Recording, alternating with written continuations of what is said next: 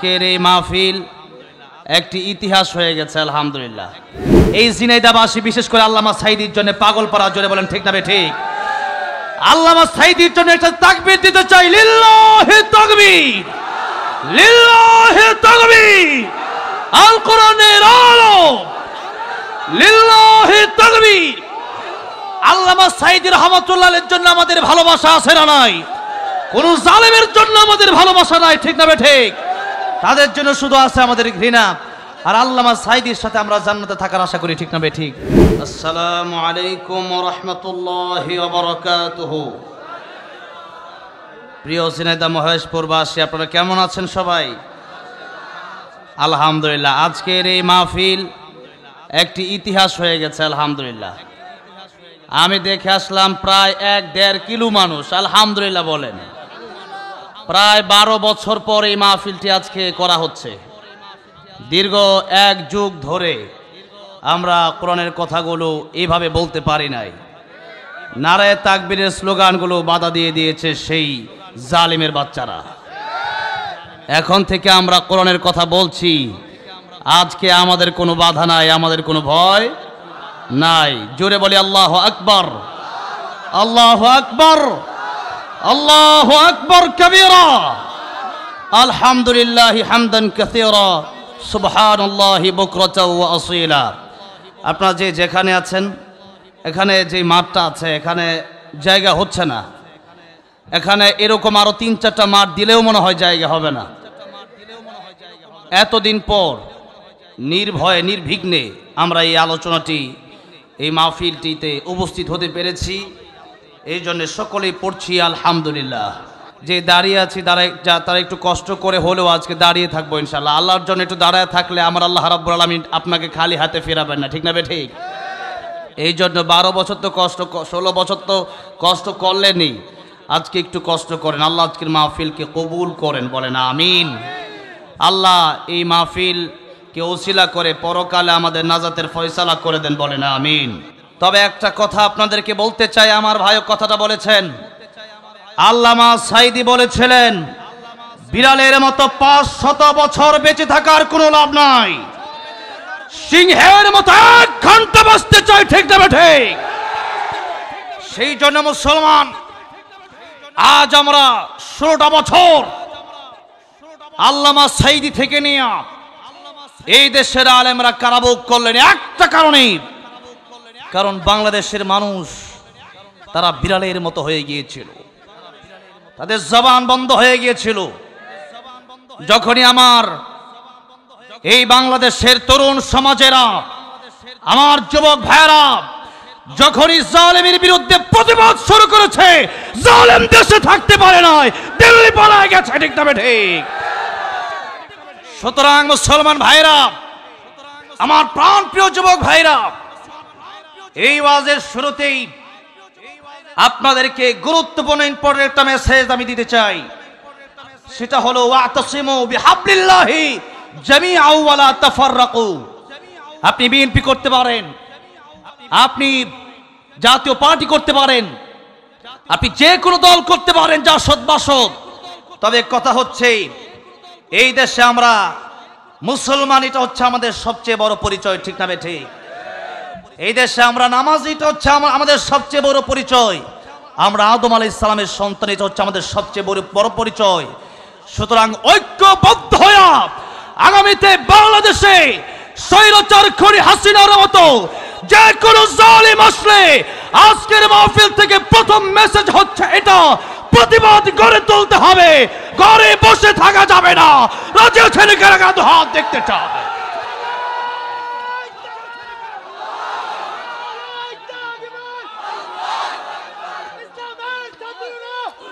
আমার ভাইরা,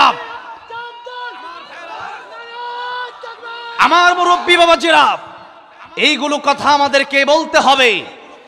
এই কথা যদি আমরা না বলি, এই দেশ খুনিদের দেশ হয়ে যাবে, চোর ডাকাতে ভরে যাবে, সুদখোরে ঘুষখোরে দেশ ভরে যাবে। এই দেশ একসময় এমন হয়ে যাবে যে মানুষ মসজিদে যেতে পারবে না, কোরআন পড়তে পারবে না উপেনে। এই জন্য মুসলমান আমাদের প্রতিবাদী হতে হবে। কোনো জায়গায় চুপ থাকা যাবে না। আমি এক মাহফিলে গেলাম, আমার আগেই এক সাবেক মন্ত্রী, নাম হলো লতিফ সিদ্দিকী, টাঙ্গাইল, আপনারা অনেকেই দেখেছেন, বুকে থাপ্পড় দিয়া বলছে আমার কোনো গুনাহ নাই। নাউজুবিল্লাহ বলেন। আমার নবী দিনে তওবা করলেন 100 বার। কতবার তওবা করতেন?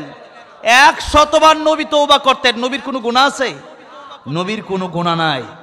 আর এই লতিফ সিদ্দিকী, এই নাস্তিক বলছে যে আমার কোনো গুনাহ নাই। আমি স্টেজ থেকে নেমে চলে গেলাম। এরপরে আবার স্টেজে আমাকে আনা হলো।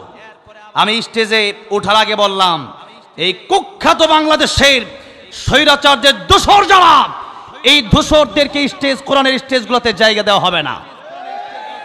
এই স্টেজগুলোতে কোরআনের কথা হবে।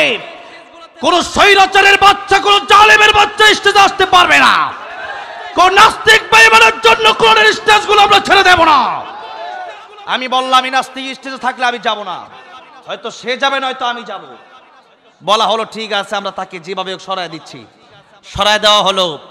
আমি সাথে সাথে সেখানে গিয়ে বললাম, স্টেজের ভিতরে আলেমেরা আছেন, হাফেজে কোরআনরা আছেন, মাদ্রাসার মাহফিল, মাদ্রাসার মুহতামিম সাহেব আছেন, আমার সাথে সেখানে ঢাকা থেকে আরো মুফাসসিররা গিয়েছিল। আমি বললাম, আপনারা কেন চুপ করে বসে রইলেন? যখনই বলেছে আল্লাহর বিরুদ্ধে, সে বলল, সে হজ নিয়ে কটূক্তি করলো যে হজ নাকি একটা খেলা। নাউজুবিল্লাহ বলেন। বলল মাদ্রাসা ব্যাংকের ছাতার মতো হচ্ছে, বাংলাদেশে নাকি মাদ্রাসা হওয়ার কারণে ক্ষতি হয়েছে। নাউজুবিল্লাহ বলেন। আমি বললাম, আপনাদের জুতাগুলো কোথায় ছিল? আপনাদের জুতাগুলো কোথায় ছিল? স্টেজে উঠে যখনই আল্লাহর বিরুদ্ধে, কোরআনের বিরুদ্ধে কেউ কথা বলবে, আগে মার হবে, পরে প্রতিবাদ হবে। ঠিক না বেঠে? কিসের কথা?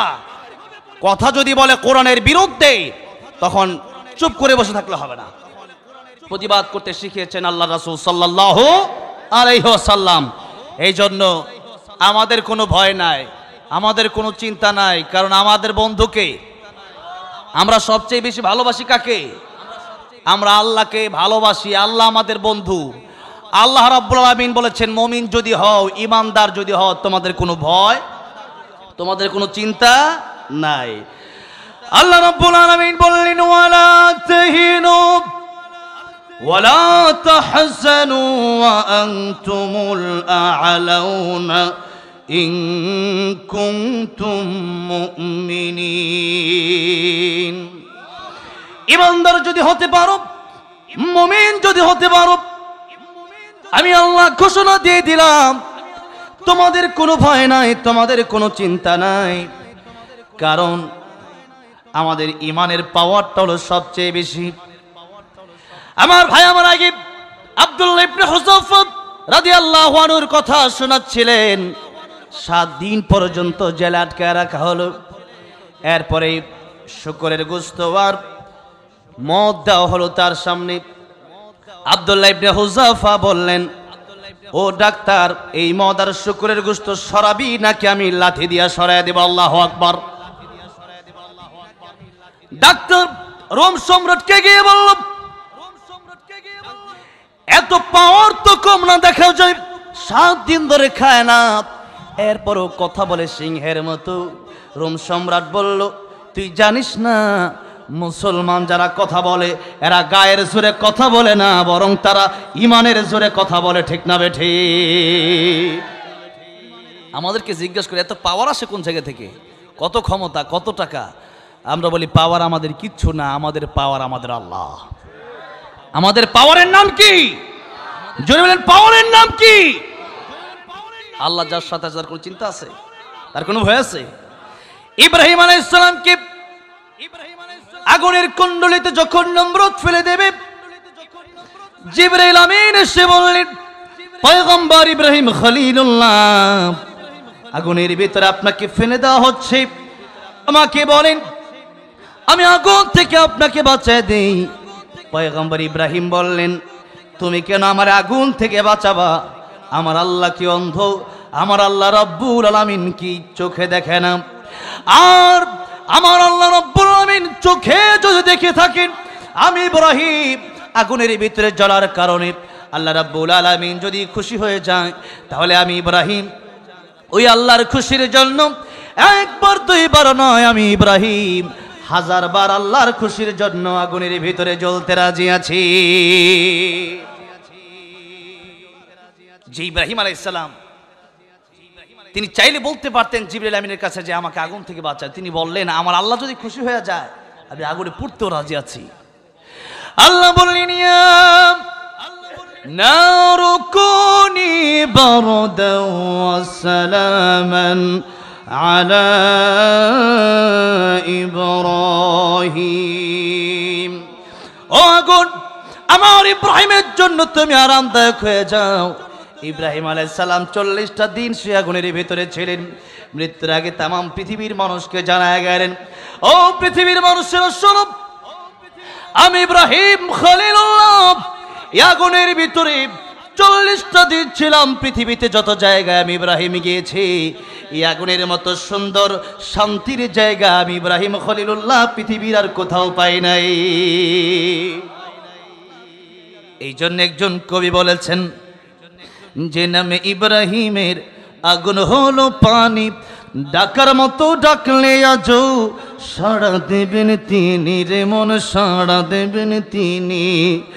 ও মধুর নামটি মিটাই হতাশার জ্বালা, গলেতে পরো ও নামের মালা, ও নামের তুলনা হবে না, হবে না তুলনা নাই নাই নাই, তুলনা নাই নাই নাই। এসো না আল্লাহর নামে গান গাই, এসো না মন প্রাণ জোড়াই, এসো না মন প্রাণ জোড়াই। আল্লাহ আকবার বলেন, আল্লাহ আকবার, আল্লাহ আকবার বলেন, আল্লাহ আকবার বলেন, আল্লাহ আকবার, আল্লাহ আকবার বলেন, জোরে বলেন আল্লাহ আকবার, আল্লাহ আকবার। আমরা আলোচনা করব সূরা আহজাবের 41 এবং 42 নম্বর আয়াত থেকে। আমরা এই আয়াতগুলো আগে শুনি, তরজমা বুঝি, এরপরে আমরা একটু তাফসিরের দিকে যাব। কষ্ট হচ্ছে আপনাদের? কুষ্টিয়াতে কয়েকদিন আগে এক যে আলোচনাতে গেলাম, তা একজন বলতেছে হুজুর আমার খুব ঘুম ধরতেছে, আপনি শেষ করলে ভালো হয়। তো আপনারা বলবেন আগামীকাল আবার সেই চাঁপাইনবাবগঞ্জ সকালের ফ্লাইট কেটেছি, আবার সেই চাঁপাইনবাবগঞ্জে যাব, পরের দিন আবার সেই সৈয়দপুর কুড়িগ্রাম, বুঝতে পেরেছেন? তো আলহামদুলিল্লাহ এরপরে শরীর ভালো আছে, কোনো কষ্ট নাই। আমাদের কটাকে জিজ্ঞাসা করে কেমনে পারেন, আমরা বলছি আল্লাহর রহমত আছে। আল্লাহর কি আছে? আল্লাহর রহমত আছে।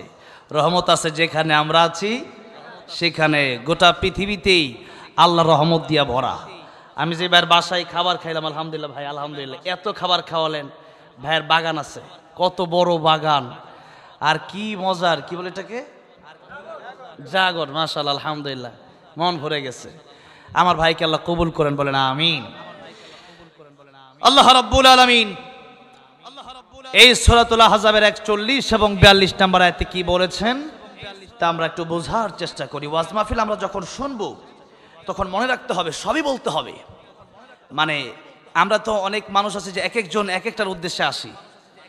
আমরা মূলত আসবো আমরা কোরআন শিক্ষার জন্য। মূলত কিসের জন্য আসবো?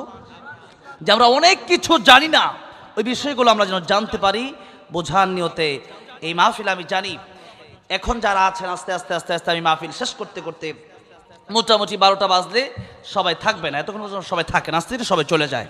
তবে যারাই থাকবেন তারাই লাভবান হবেন। তারা কি হবেন? লাভবান হবেন। লাভ কোরআন হাদিস শিখতে পারলেই লাভ, আর কোরআনের বাইরে যা আছে সব হলো ধোঁকা। এই সব কি? ওমাল হায়াতুদ দুনিয়া ইল্লা মাতাউল গুরুর। কোরআন যেখানে আছে সেখানেই লাভ আছে। আল্লাহ রাব্বুল আলামিন বলছেন, ইয়া আইয়ুহাল্লাযীনা আমানু যকুরুল্লাহা যিকরান কাসীরা। হে ঈমানদারগণ, তোমরা বেশি বেশি আল্লাহর জিকির করো। বেশি বেশি কি করবেন? আমরা আল্লাহর জিকির বেশি করি না, মানুষের গীবত বেশি করি। দোকানে বইলেই গীবত আছে না নাই? শুনেন, অনেক আমল করছেন, আমলটা যদি আপনার না থাকে কষ্ট আছে না নাই? সারা মাস চাকরি করছেন, চাকরি করার পর আপনাকে মালিক বলল তোমাকে যেভাবে বলছো ওইভাবে করো নাই। যেমন আপনাকে এই একটা জায়গার মালিক, 10 কাঠা জায়গার মালিক একটা কাজ দিল, আপনি এই জায়গায় কাজ না করে অন্য জায়গায় করলেন, মালিক আপনাকে টাকা দিবে? দিবে না। আরো সহজভাবে বলি, এখানে তো আলহামদুলিল্লাহ, আচ্ছা এখানে যেটা আমি অনেক সময় মাছের কথা বলি, এই যশোর হয়ে তো আসলাম, যশোরের কাছাকাছি, এইদিকে খেজুরের রস তো আছে নাকি বলেন? খেজুরের অভাব নাই আলহামদুলিল্লাহ। এই বছর এখনো খাওয়া হয়নি, এই আফসোসটা রয়ে গেল। রবিউল ভাইকে বললেন খাওয়াইতে আমাকে, এই খেজুরের রস খেয়ে যেতে হবে। এই যে খেজুরের রস, এটা আল্লাহর একটা নিয়ামত। খেজুরও হয়, গাছে ফলও খাওয়া যায়, গাছের রসও খাওয়া যায়, আলহামদুলিল্লাহ বলেন। এই যে খেজুরের রস একটা কলসি দেয় না, কি বলেন এটাকে? হ্যাঁ, হাড়ি। হাড়ি তো হাড়ি যে দেন, এই হাড়ির নিচে মনে করেন নিচে দিয়ে যদি ভাঙ্গা থাকে তাহলে কি রস জমা হবে? সারা রাত আপনি একটা হাড়ি টাঙায় রাখলেন, খেজুর গাছের সাথে লটকায় রাখলেন, টাঙায় রাখলেন। এখন ওই হাড়ির তলা নাই, হাড়ির কি নাই? তলা নাই। এখন হাড়ির যদি তলা না থাকে, সারা রাত রস পড়বে ঠিকই, কিন্তু হাড়িতে পড়বে না, সব মাটিতে চলে যাবে। আমরা অনেক আমল করি, নামাজ পড়ি, রোজা রাখি, হজ করি, যাকাত দেই, দান করি, সদকা করি, এত কাজ, কিন্তু আমাদের কিছু কাজের কারণে আমাদের আমলগুলো থাকে না। এর মধ্যে একটা হচ্ছে মানুষের বিরুদ্ধে গীবত করা। এক একজন আরেকজনের বিরুদ্ধে গীবত করে, এই একটা দোষ। আপনারা যারা চলে যাবেন, যে 10 মিনিট পরে চলে যাবেন, এই একটা আলোচনা যদি বাড়িতে নিয়ে যেতে পারেন তাও আমার আফসোস নাই। আমি এই একটা আলোচনা আপনারা নিয়ে যান বাড়িতে, একটা আলোচনা, আজকের মাহফিল সার্থক হয়ে যাবে ইনশাআল্লাহ। একটা আলোচনা বাড়িতে নিয়ে যান। বলছিলাম আজকে চাই স্টলে, বিভিন্ন আড্ডায়, মাঝে মধ্যে মসজিদের ভিতরেও, আস্তাগফিরুল্লাহ, মসজিদের ভিতরেও মাঝে মধ্যে অমুক লোকটা বেশ একটা সুবিধার না, বাটপার, এরকম কথাবার্তা হয় কি হয় না? এই সমস্ত কাজের কারণে নবীজি বলেছেন নারীরা 2টা কারণে, এই যে গীবতের প্রসঙ্গ মনে রাখবেন, যে এখানে নারীদের কাছ থেকে যাচ্ছি, আমি আসার আগে আমাকে এক ভাই বলল, হুজুর এত মহিলা হয়েছে, একটু মহিলাদের সম্পর্কে কিছু বললেন। তো বলার দরকার আছে না নাই? আছে। মহিলারা 2টা কারণে বেশি জাহান্নামে যাবে। কয়টা কারণে? 2টা কারণে। একটা হচ্ছে স্বামীকে কষ্ট দেওয়ার কারণে, স্বামীর অবাধ্য হওয়ার কারণে। এই দেশে অনেক মহিলা আছে দেখবেন, স্বামী ভালো, এরপরও তার ভালো লাগে না স্বামীকে, আন্তাজি ভালো লাগে না। কেন যে ভালো লাগে না? শয়তানের ওয়াসওয়াসায় ভালো লাগে না। তখন বলে যে তোমার ঘরে না আয়া, তোমার ঘরে না এসে একটা রিক্সাওয়ালার ঘরে গেলেও ভালো ছিলাম, এরকম অনেক সময় বলে না? বলে। এরকম কথা বলা নিষেধ। স্বামীর যে অবস্থা, একজনের ইনকাম আছে 50,000 টাকা, আর আরেকজনের ইনকাম আছে 10,000 টাকা, 2জন মানুষ কি সমান হবে? 2জনে কি একরকম শাড়ি কিনে দিতে পারবে? 2জনে কি একরকম সোনার আংটি কিনে দিতে পারবে? পারবে না। তাতে আপনি, ও মহিলা, ও মা, ও বোন, তাতে করে আপনি আপনার স্বামীকে কষ্ট দেওয়ার কথা বলতে পারেন না, যে তোমার ওই ঘরের ভাই দেখছি তাকে একটা স্বর্ণের নেকলেস কিনেছে, তুমি আমারে কেন দাও না? তুমি কি দিছো জীবনে? দিছেন জীবনে সবই, এরপর অনেক সময় বলে যে তুমি কি দিছো জীবনে? এই কথা আছে না নাই? জোরে বলেন। আছে। দিছেন জীবনে সবই, ওই 10 বছর পরে গিয়ে একদিন একটা আবদার পুরো করতে পারেন নাই, এখন বলে তুমি আমার জীবনে কি দিছো? কি আমার মহিলা মায়েরা মানে একটু রাগ করতেছে নাকি বলেন? মাঝে মধ্যে সত্য কথা একটু তিতাও হয়। নিমের রস কিন্তু তিতা নাকি বলেন? এক মাহফিলে গেলাম, যাওয়ার পরে সেই রংপুরে, তো আমার বলো হুজুর কি খাবেন? আমি বলছি নিমের রস খাবো। হুজুর আর খাওয়ার কিছু পাইলেন না। আমার সাথে এক ভাই মাহফিল আসছে, বললো হুজুর আমি মিষ্টি খেতে খুব পছন্দ করি। ভাই কই? তো যাই হোক, তা আমি বললাম যে নিমের রস খাবো। কেন? আমি আমার খুব অ্যালার্জি, আজকে আমার ভাই যে খাবার পাকড়, চিংড়ি, গরু গোস্ত খাইতে পারি নাই অ্যালার্জির কারণে। তো এখন আমি বললাম নিমের রস খাবো। কেন? যে নিমের রস তিতা হতে পারে, কিন্তু খাইলে অ্যালার্জি চলে যাবে। ঠিক না? ঠিক। আমার শরীরটা সুস্থ থাকবে নিমের রস খাইলে। আর মিষ্টি খাইলে, বেশি খেলে ডায়াবেটিস হওয়ার সম্ভাবনা আছে। সবসময় মিষ্টি দেওয়া যাবে না, একটু তিতাও মাঝে মধ্যে দিতে হবে। কষ্ট পাবেন আপনারা, কষ্ট পাবেন আপনারা। সুন্নত শুধু মিষ্টি খাওয়ার নাম না, সুন্নত হোদের ময়দানে পাথর খাওয়ার নাম সুন্নাত, ঠিক না ঠিক? আমাদের দেশে কিছু বক্তা আছে আউল বাউল ফাউল, মাঝে মধ্যে এমন বাউল গান গাইছে গানে শিরকে ভরা, আছে না এরকম বক্তা? হ্যাঁ আছে। আর আজকে নামই কইলাম না, জান আমার অবস্থা খারাপ। যাই হোক, আমি কেন বললাম, এই জন্য আমার বিরুদ্ধে লাগছে। আমি বলি তুমি আমার বিরুদ্ধে লাগতে পারো, নবীর বিরোধিতা যতই করছে আবু জাহেল ততই নবীর দাম বাড়ছে। আমার মাহফিল আগে লোক হইতো 1000, 50,000 লোক হয়, আলহামদুলিল্লাহ বলেন।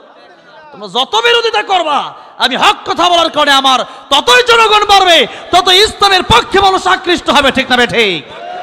আবু জাহেল বলেছিল যে মুহাম্মদের কাছে যাবা না, মুহাম্মদ মন্ত্র পড়ে। যেই মাত্র গেছে, গিয়ে দেখে মুহাম্মদ সাল্লাল্লাহু আলাইহি সাল্লাম মন্ত্র তো পড়ে না, কোরআন তেলাওয়াত করে। আর কোরআন তেলাওয়াতে দেখবেন প্রত্যেকটা আয়াতে আয়াতে মিল আছে না নাই? ওয়াশ শামসি ওয়া দুহাহা ওয়াল কমারি ইযা তালাহা ওয়ান নাহারি ইযা জাল্লাহা আর রহমান আল্লামাল কুরআন খালাকাল ইনসান আল্লামাহুল বায়ান। এরকম কুল হুয়াল্লাহু আহাদ আল্লাহুস সামাদ লাম ইয়ালিদ ওয়া লাম ইউলাদ ওয়া লাম ইয়াকুল লাহু কুফুয়ান আহাদ। এরকম মিল কুল আউযু বিরাব্বিন নাস মালিকিন নাস ইলাহিন নাস মিন শাররিল ওয়াসওয়াসিল খান্নাস আল্লাযী ইউওয়াসওয়িসু ফি সুদুরিন নাস মিনাল জিন্নাতি ওয়ান নাস। মিল আছে না নাই? প্রত্যেকটা আয়াতের শেষে সন্দেহ সন্দেহ মিল। বললি ইয়া রাসূলুল্লাহ, ওরা বলছিল যে আপনি পাগল আর মন্ত্র পড়েন। আমরা চিন্তা করলাম একটু পাগল দেখে আসি। কি দেখে আসি? পাগল দেখে আসি। কিন্তু পাগল দেখতে গিয়া দেখি এর মতো ওনার মতো ভালো মানুষ পৃথিবীতে আর হয় না। ওয়া ইন্নাকা লাআলা খুলুকিন আযীম। ইয়া রাসূলুল্লাহ, ইয়া হাবিবাল্লাহ, আপনার বিরুদ্ধে আবু জাহেল ঘোষণা দিয়েছে আপনি পাগল হয়ে গেছেন, জাদু করেন, মন্ত্র পড়েন। কিন্তু আমরা এসে যা শুনলাম, এটা পৃথিবীর মানুষ কোনোদিন পড়তে পারে না। পৃথিবীর মানুষ ছন্দ কবিতা বানাতে পারে, কিন্তু এমন আজিব আজিব তথ্য, এমন বিজ্ঞানময় কথা পৃথিবীর মানুষ বলতে পারে না। যা শুনেছি, যা দেখেছি, আমাদের বিশ্বাস করতে আর বাকি নাই। ইয়া রাসূলুল্লাহ, আপনি যে রাহমাতুল লিল আলামিন নবী, আপনি আমাদেরকে পড়ে দেন লা ইলাহা ইল্লাল্লাহু মুহাম্মাদুর রাসূলুল্লাহ সাল্লাল্লাহু আলাইহি সাল্লাম। কালিমা পড়ে পড়ে মানুষ মুসলমান হয়ে গেছে। এই ছেলে টার্গেট লাইট মারে, ওটা দেখেন তো, টার্গেট লাইট রাখো, দেখো না কি মজা করতেছে ও বসে বসে। হাজার হাজার মানুষ তাফসীর ও আমাকে টার্গেট রাখছে, বুঝে নাই আর কি। ঠিক আছে, ওর কাছে টার্গেট লাইটটা নিয়ে পকেটে রেখে দেন, পরে খেলো, তুমি যাও, আপাতত বন্ধ রাখো। হ্যাঁ, ছোট মানুষ, সমস্যা নাই, একটু মারছে আর কি, মজা তো করে, আমরাও কত মজা করছি, কোনো ব্যাপার না। আমাদের দেশে জানেন কি একটা সমস্যা কি জানেন? ছোট বাচ্চাদেরকে না মসজিদে নিয়ে যেতে চায় না। ওই আরেকজন বলে, এই ওরে মসজিদে নিয়ে আসছো কেন? নিষেধ।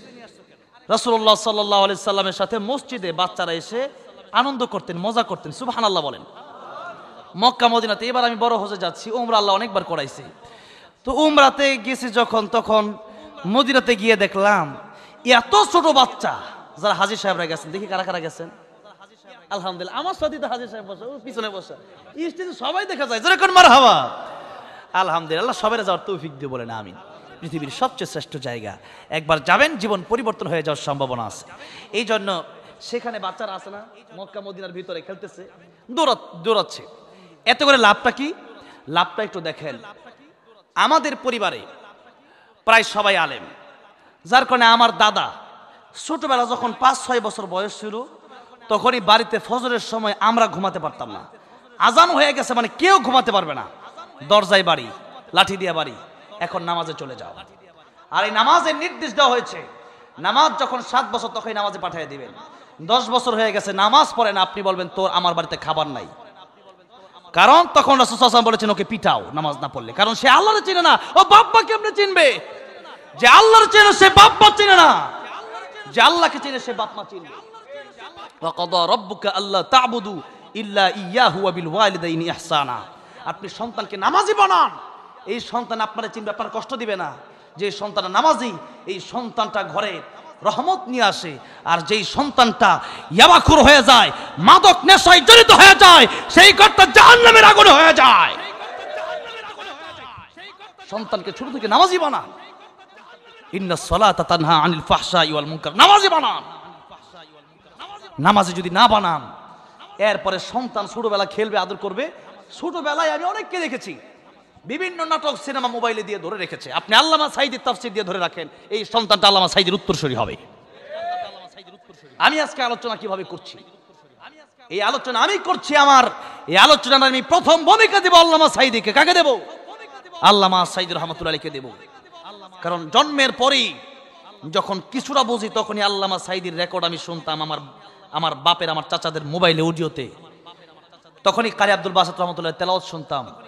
এই ঝিনাইদার কৃতির সন্তান আইনুদ্দিন আল আজাদ রহমাতুল্লাহ আলাইহি চলে গেছেন, আল্লাহ জান্নাতের উচ্চ মাকাম দান করেন, বলেন আমিন।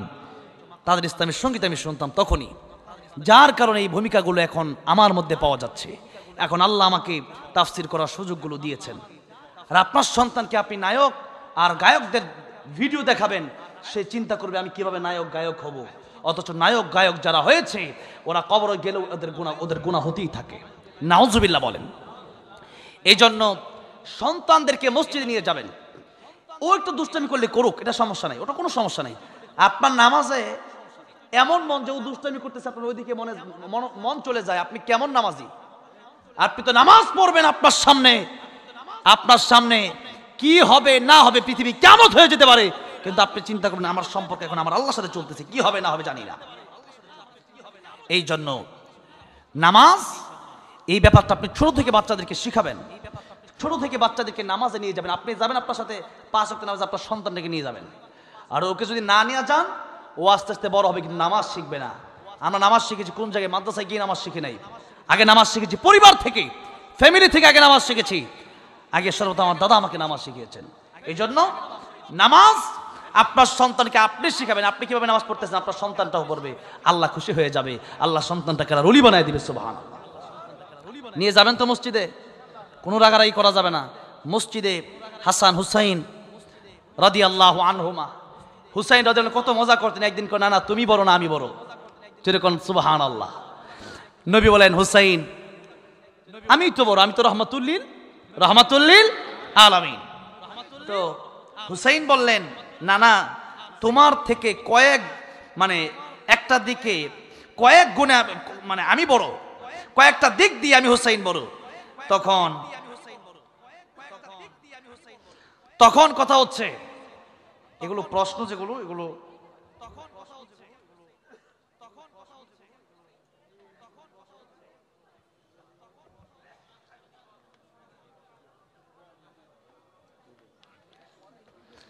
এই যে এগুলো প্রশ্ন, এগুলো হচ্ছে বিশেষ করে যে মাসালাগুলো জিজ্ঞেস করতেছেন আমাকে, এগুলো মুফতি সাহেবকে মাসালা জিজ্ঞেস করবেন।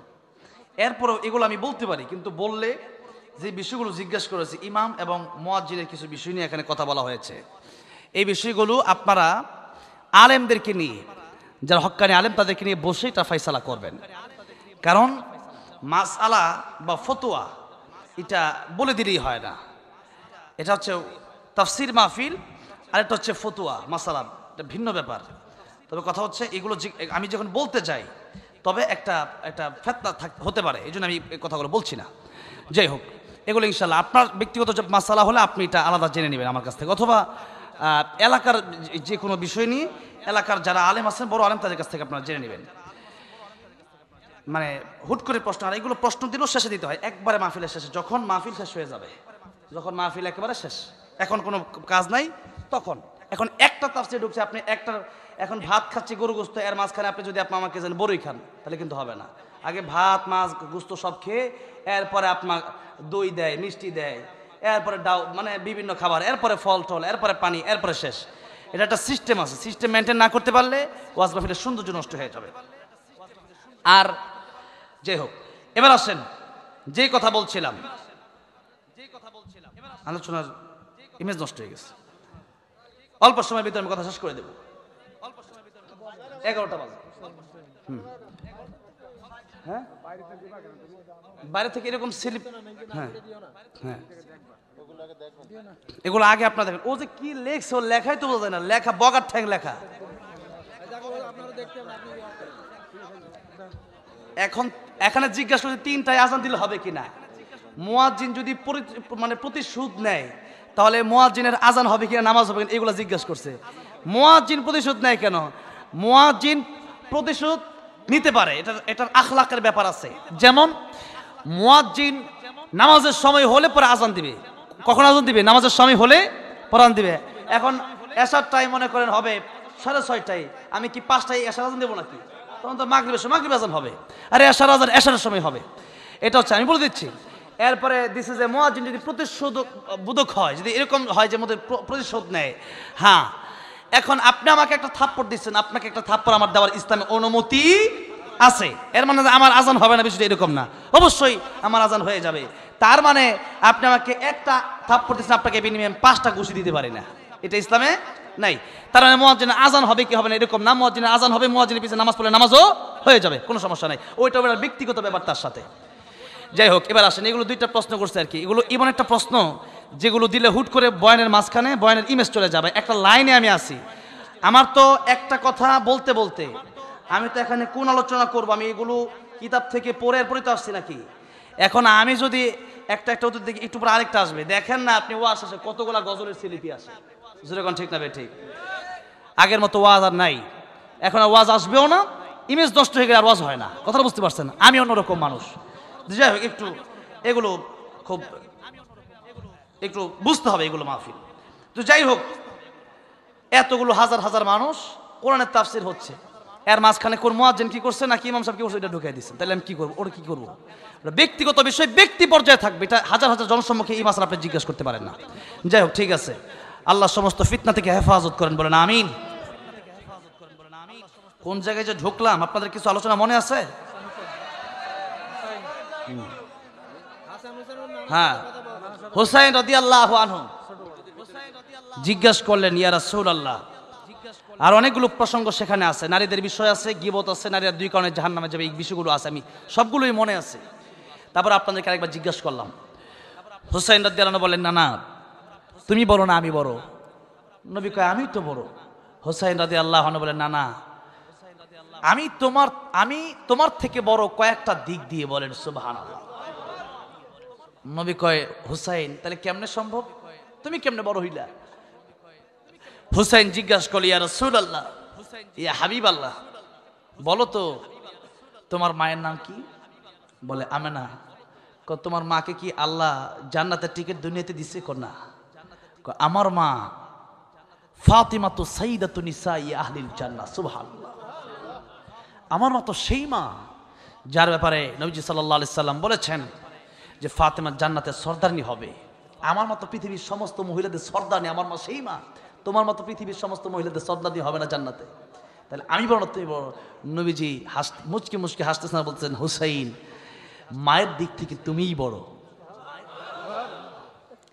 বললেন, না না, তোমার বাবার নাম কি? বলে আব্দুল্লাহ। আর কোন নাম আছে, টাইটেল আছে? না, আব্দুল্লাহ ইনি। হুসাইন ডেকে বলল, না না, শুধুমাত্র এতটুকুই। আর আমার বাবার নাম আসাদুল্লাহিল গালিব। আমার বাবা হযরত আলী শের খুদম, আল্লাহর সিংহ। আমার বাবা কাফের বেঈমানেরা আলী রাদিয়াল্লাহু আনহুকে সিংহের মতো ভয় পায়। জোরে বলেন আল্লাহু আকবার। আমার বাবা সেই বাবা, যে বাবা সরে মুবাশশারা বিশেষ 10 জন জান্নাতি টিকিট প্রাপ্ত সাহাবীদের মধ্য থেকে একজন সাহাবী নবী দুলালী ফাতেমা রাদিয়াল্লাহু আনহার স্বামী আমার বাবা আলী রাদিয়াল্লাহু আনহু।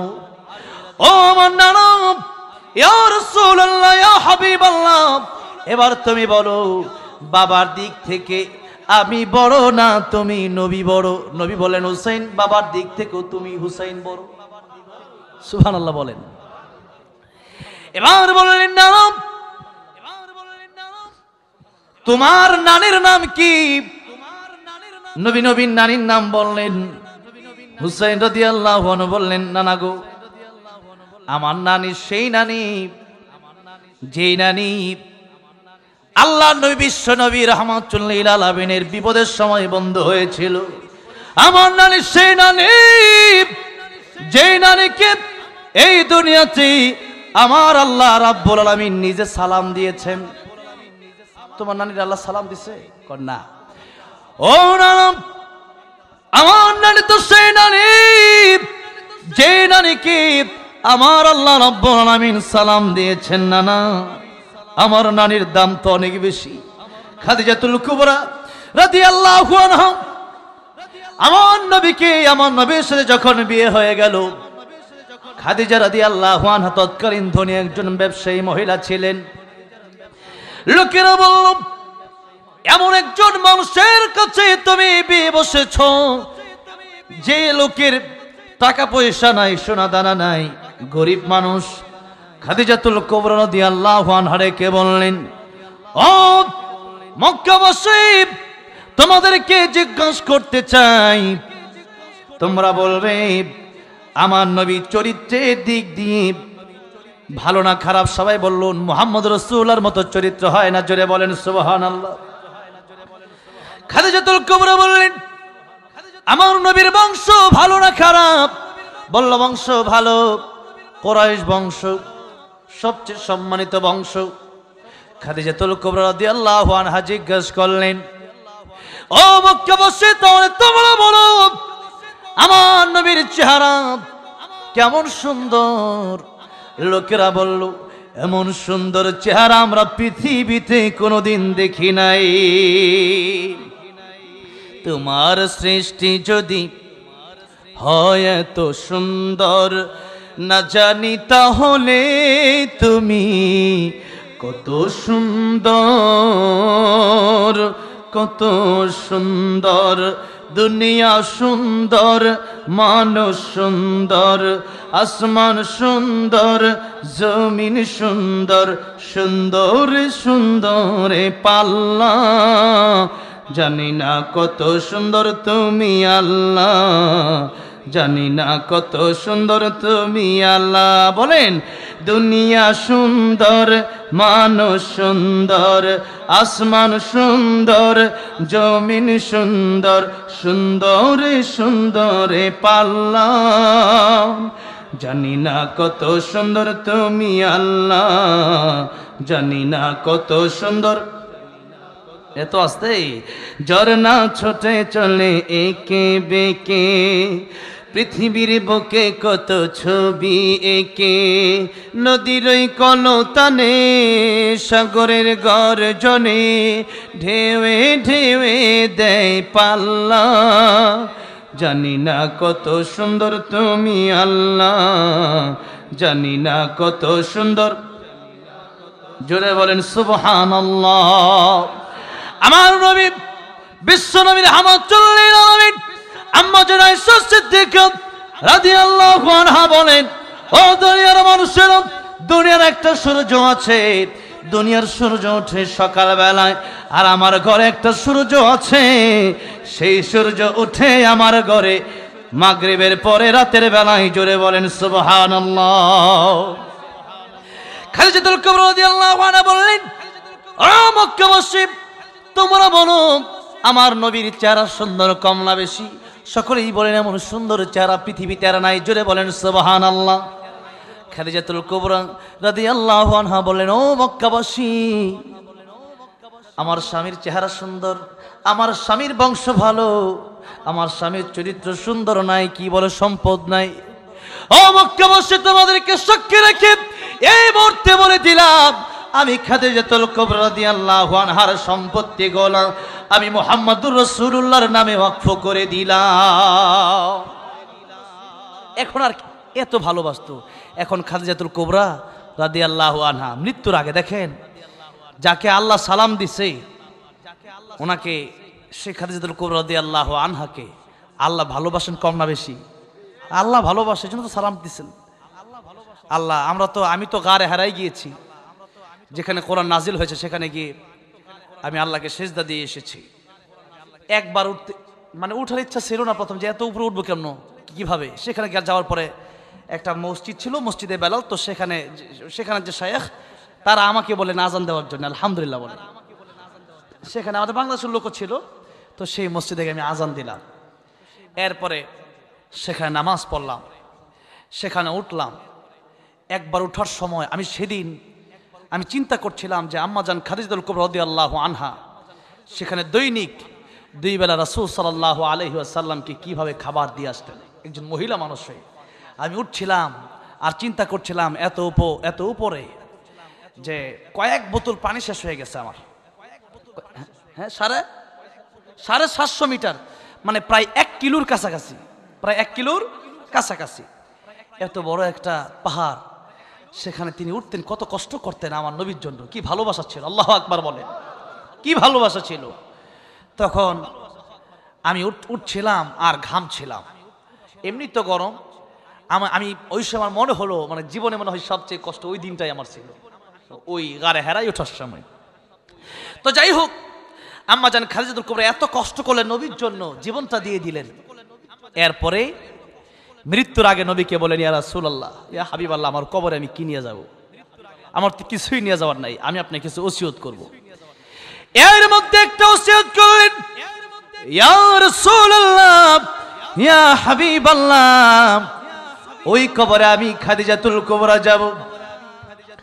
আপনি আপনার জুব্বা দিয়া, আপনার শরীরের কাপড় দিয়া অথবা চাদর দিয়া আমি খাদিজার কাফন আপনি পরায় দিবেন। ইয়া রাসূলুল্লাহ, ইয়া হাবিবাল্লাহ, আরেকটা প্রতিশ্রুতি আমাকে আপনি দেন, ওই কবরে যাওয়ার পরে আমি খাদিজা প্রশ্নের জবাব কিভাবে দিব আমি জানি না। আমার তো ভয় হয়, ওই কবরে গেলে মনে হয় আমি খাদিজাতুল কুবরা প্রশ্নের জবাব দিতে যদি না পারি। ইয়া রাসূলুল্লাহ, ইয়া হাবিবাল্লাহ, আপনি আমাকে একটা কথা দিবেন, আমাকে দাফন করে দেওয়ার পরে সবাই চলে আসলেও আমার কবরের পাশ থেকে আপনি আসবেন না। ঠিকই দেখা গেল, যখন খাদিজাতুল কুবরা রাদিয়াল্লাহু আনহার মৃত্যু হয়ে গেল, নবীজি তাকে দাফন করলো। দাফন করে দেওয়ার পরে সবাই চলে আসতেছে, কিন্তু নবীজি আসে না।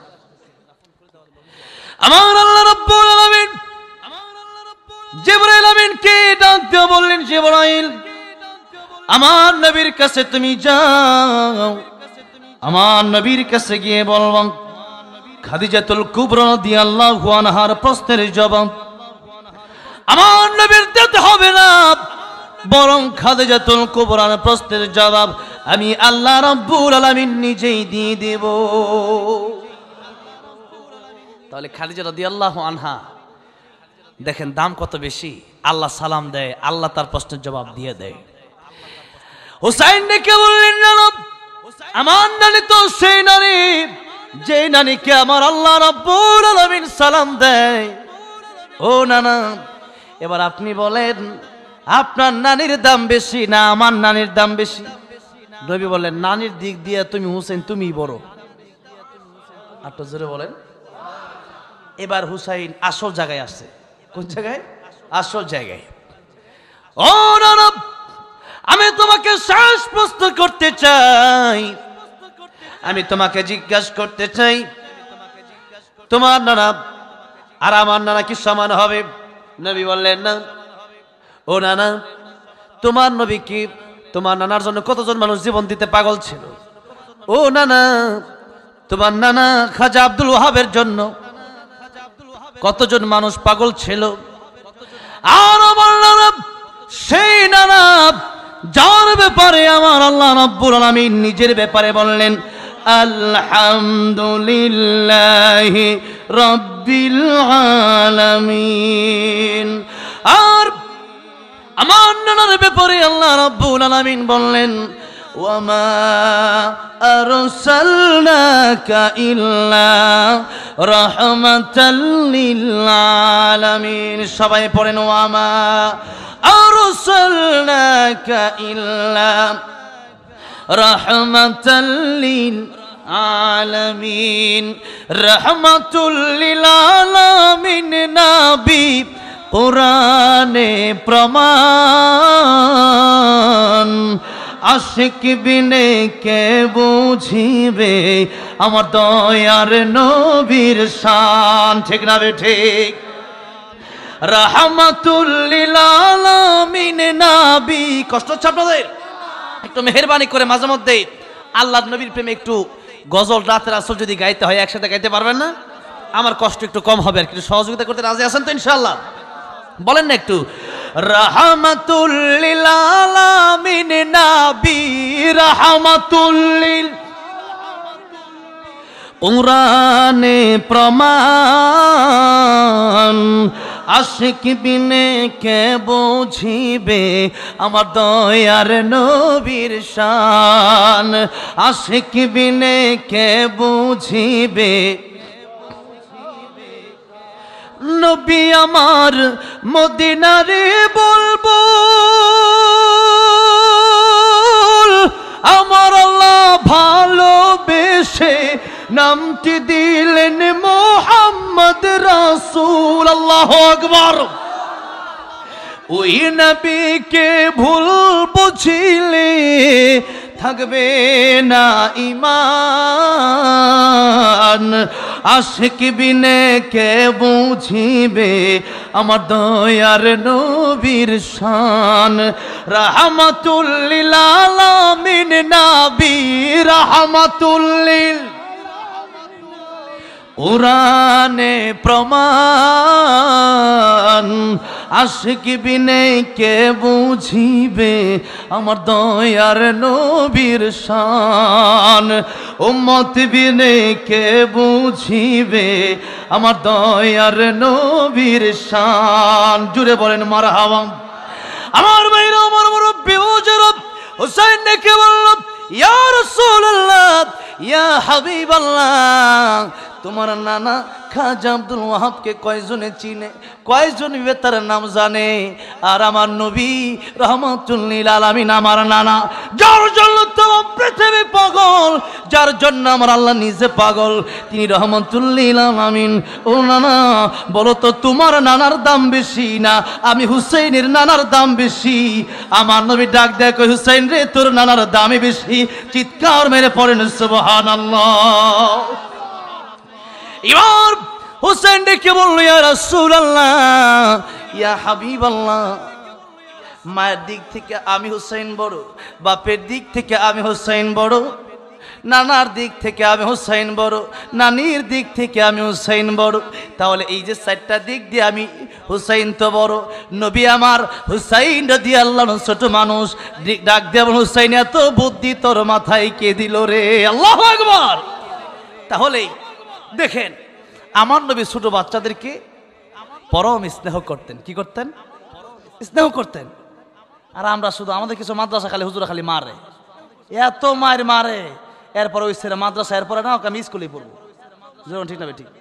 অসংখ্য ছেলে আছে আমার মাদ্রাসায় আমি এক মাদ্রাসার ভাইস প্রিন্সিপাল, যেখানে আর রায়হান মাদ্রাসার, সেখানে 2000 ছাত্র। আর আমি আমার যে মাদ্রাসা গাজীপুরে, সেখানে প্রায় 100-এর উপরে ছাত্র। তো এই যে মাদ্রাসাগুলোতে আমরা মারি না, টোটালি নিষেধ। আমার নবী তো বলেছেন মাল্লাম ইয়ারহাম সগীরানা, ছোটদেরকে স্নেহ করো, বড়দেরকে শ্রদ্ধা করো। এটা যদি আমি না শিখি, আমার আমার আমার যে ছাত্র হয়, আমি যদি তার জনমের মতো গরুর মতো পিটাই, ও শিখবেটা কি? আমিও কি স্নেহ করলাম না, ও কি আমাকে শ্রদ্ধা করা শিখবে? হ্যাঁ, এটা লিমিট থাকা দরকার। আমার দেশে এমন মারামারি কিছু হুজুর আছে, জনমের রাগ দেখাইতে পারে না, বাড়িতে গিয়ে ওই সব রাগ ছাত্রের সাথে দেখায়। এগুলোর পক্ষে আমি না, এগুলোর পক্ষে আমি না। এগুলো নিয়ে আমি জানি কারো গায়ে চুলকানি থাকতে পারে, এগুলো মিডিয়াতে ছাড়বে তো। আমি তো ওয়াজ আর 50,000 লোকের সামনে করি না, আমি ওয়াজ করি। আমি জানি এদেশের 20 কোটি মানুষ আমার ওয়াজ শুনতে পারে, তবে কার কি হবে না হবে আমি জানি না। যেটা সত্য এটাই আমি বলবো। মাল্লাম ইয়ারহাম সগীরানা হাদিস আছে না, যে আমার উম্মত সে আমার উম্মত হবে না যে ছোটকে স্নেহ করবে না। আমি ওই যে টার্গেট লাইট মারছিল ছেলেটা, আমি তার জন্য এতক্ষণ ওয়াজ করলাম। ও কই আসেনি এখানে? আসো হাত উঠাও তো। টার্গেট লাইট মারছিল, ও গেছে এই ডরে, আরে ওর লাগে এত ওয়াজ করলাম। ওই ছোট ছেলের কথা বলতে গিয়ে বুঝেছিলাম যে আমাদের ভিতরে ছোট মানুষ থেকে কাদা মাটির মতো। কিসের মতো? কাদা মাটির মতো।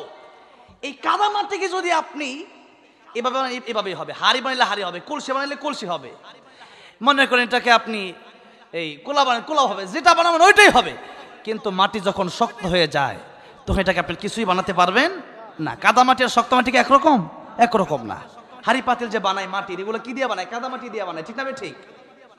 ছোট মানুষ কাদা মাটির মতো। তাহলে ইসলামটা ছোটবেলা থেকে শিক্ষা দিতে হবে। মক্তব আছে না এই দেশে? আছে, এগুলো চালু রাখবেন। মক্তবে পাঠাবেন, সকাল হয়ে যাবে, ফজর পড়বে, মক্তবে যাবে। কোথায় যাবে? মক্তবে যাবে। মক্তবগুলো চালু রাখলে পরে কমপক্ষে ছেলেটা ইংলিশ পড়ুক, স্কুল কলেজ ভার্সিটিতে পড়ুক, কমপক্ষে আলেমদের পাগল হবে, আল্লাহ প্রেমিক, রাসূল প্রেমিক। এই যে এখন অনেক যুবক ভাই, আমার তো মনে হয় মক্তব ছাড়া কেউ নেই, সবাই মক্তবে পড়ছে, যার কারণে ইসলামের প্রতি ভালোবাসা আছে। যেরকম ঠিক না? ঠিক। আলহামদুলিল্লাহ, আমার যুবক ভাইরা সেই 3 কিলোমিটার দূরে চলে গেছে কত মোটরসাইকেল এসে আল্লাহ জানে, এত ভালোবাসলো। আমি তো এই প্রতিদান দিতে পারবো না। আমার যুবক ভাইদেরকে দোয়ার ভালোবাসা ছাড়া দেওয়ার কিচ্ছু নাই আমার। আল্লাহ আমার যুবক ভাইকে দেখবেন ভালো রেখে, বলে না আমিন। আল্লাহ পরকালে একসাথে জান্নাত দিও, বলে না আমিন। আমার ভাইরা, আমার মুরব্বী বাবাজিরা, আসুন একটু সামনের দিকে যাই। রাত গভীর হয়ে যাচ্ছে। আমি তো আর মুখস্থ ওয়াজ করি না, যেখানে যে প্রসঙ্গ আসে সেভাবে ওয়াজ করতে থাকি আর কি। কারণ ওয়াজের বয়স 6 বছর, আর কোরআন তেলাওয়াত করি 14 বছর। কত বছর? 14 বছর। যার কারণে আলহামদুলিল্লাহ এই বাংলাদেশের সমস্ত বড় বড় আলেমদের সাথে আমার একটা সম্পর্ক গড়ে উঠেছে। তো বিভিন্ন জায়গায় যাই, আলোচনা করি। তো এই যে আলোচনাগুলো, এগুলো আমাদের করা দরকার এইভাবে যে যেখানে যেটা দরকার আলোচনাগুলো যেন মন থেকে আসে, আলোচনাগুলো যেন আল্লাহর পক্ষ থেকে আসে। আমি তো জানি না এলাকায় কি সমস্যা, তারপরেও যেন আল্লাহ আমার মাথায় সেই কথাগুলো ঢেলে দেয় যে কথাগুলো বললে মানুষ উপকৃত হবে, মানুষ জান্নাতের পথ পেয়ে যাবে, বলেন আমিন। আমি বেশিক্ষণ সময় নেব না, আর মাত্র আধা ঘন্টা আমি কথা বলবো। এরপরে আমি কয়েকটা ইসলামের সঙ্গীত বলার জন্য বলেছি, ওইটা বলবো। এরপরে মোনাজাত হয়ে যাবে ইনশাআল্লাহ। কেউ মোনাজাত না করে যাব না, অনেকের বাবা নাই, অনেকের মা নাই।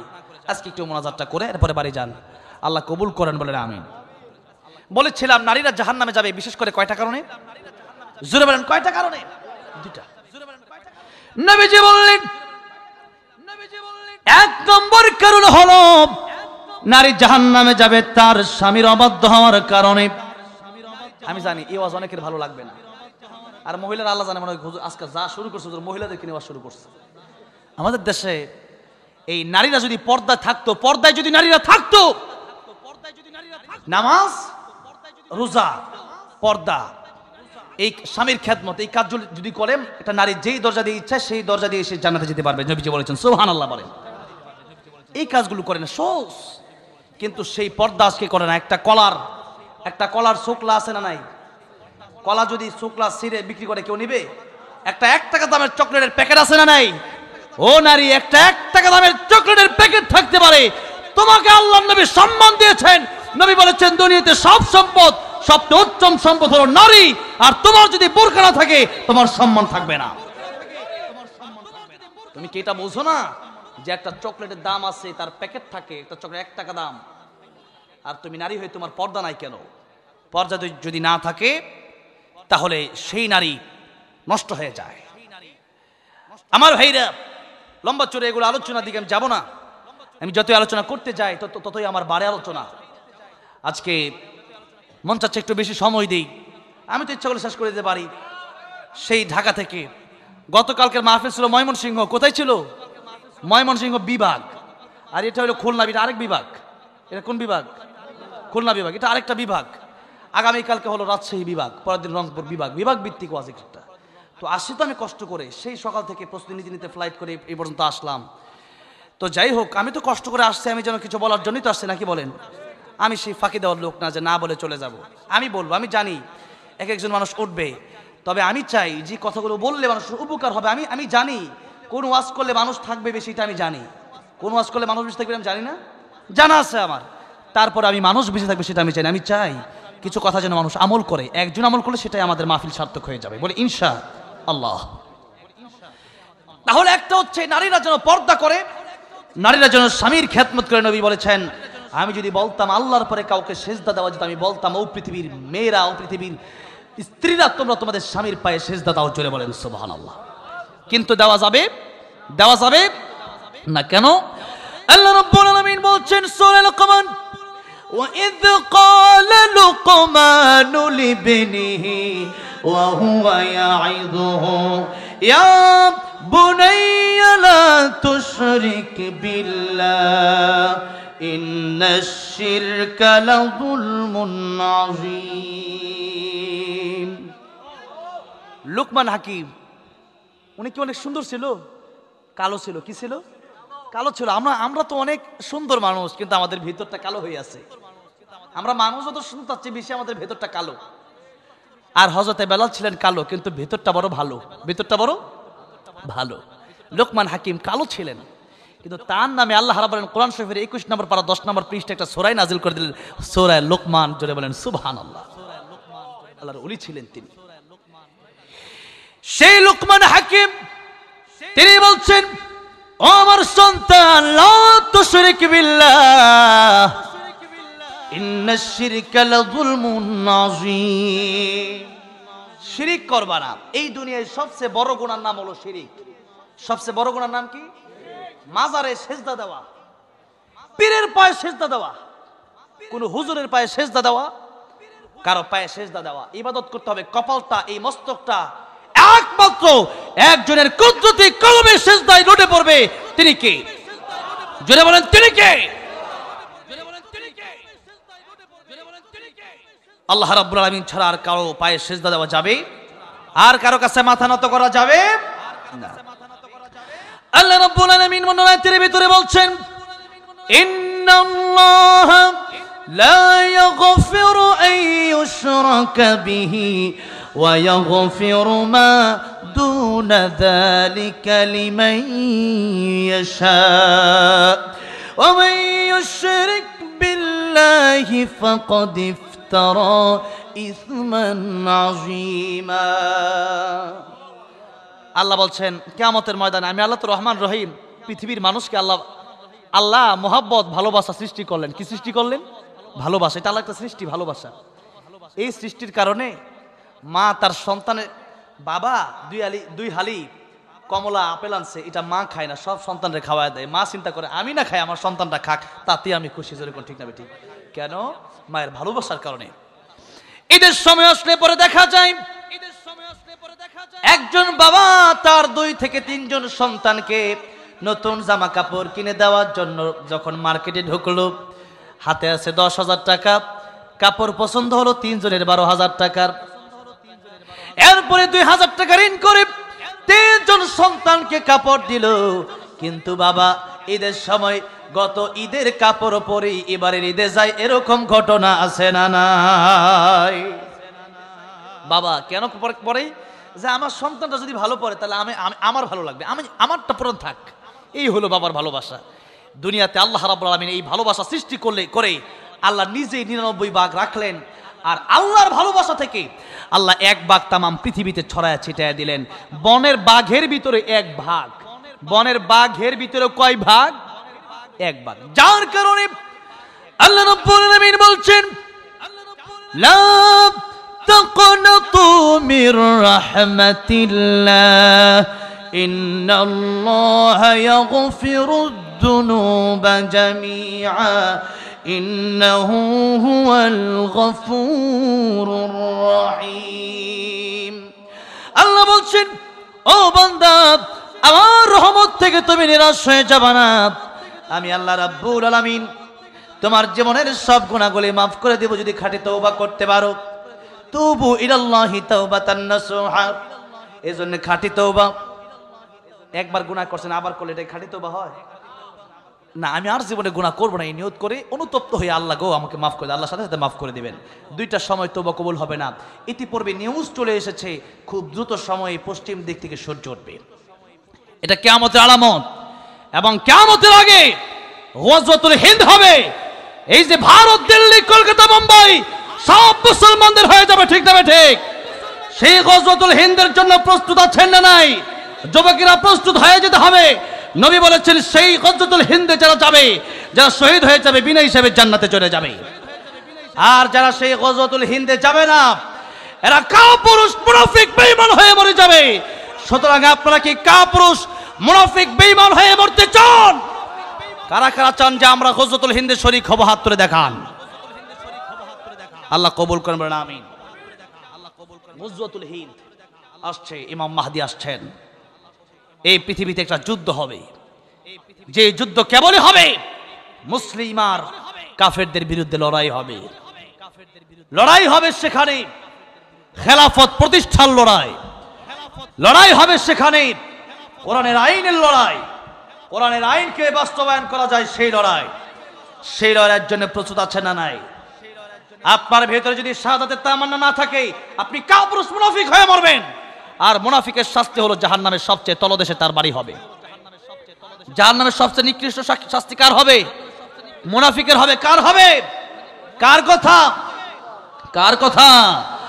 আল্লাহ বলছেন, ইন্নাল মুনাফিকিনা في الدرك الأسفل من النار ولن تجد لهم نصيرا ওগো নবী কিয়ামতের কঠিন ময়দানে সবচেয়ে তলদেশে জাহান্নামের থাকবে মুনাফিকেরা আর ওয়ালান তাজিদা লাহুম নাসীরা তাদের জন্য কোনো সাহায্যকারী কিয়ামতের ময়দানে খুঁজে পাওয়া যাবে না কোনো সাহায্যকারী সেদিন থাকবে না সুতরাং মুনাফিকে অন্তরে রাখবেন না আমার ভাইরা আমার মুরব্বী বাবাজিরা যেই কথা বলছিলাম আল্লাহ বলেন আমি রহমান রহিম গফফার বান্দারে কিয়ামতের ময়দানে আমি আল্লাহ চাইলে এক একটা উসরা যেমন আজকের এই মাহফিলটাকে উসরা করে আল্লাহ এক একজনকে জান্নাতে দিতে পারেন সুবহানাল্লাহ বলেন কারণ এই পৃথিবীতে যত মায়া দয়া আছে বাঘের ভিতরেও কয় ভাগ এক ভাগ আর আল্লাহর কাছে আছে কত ভাগ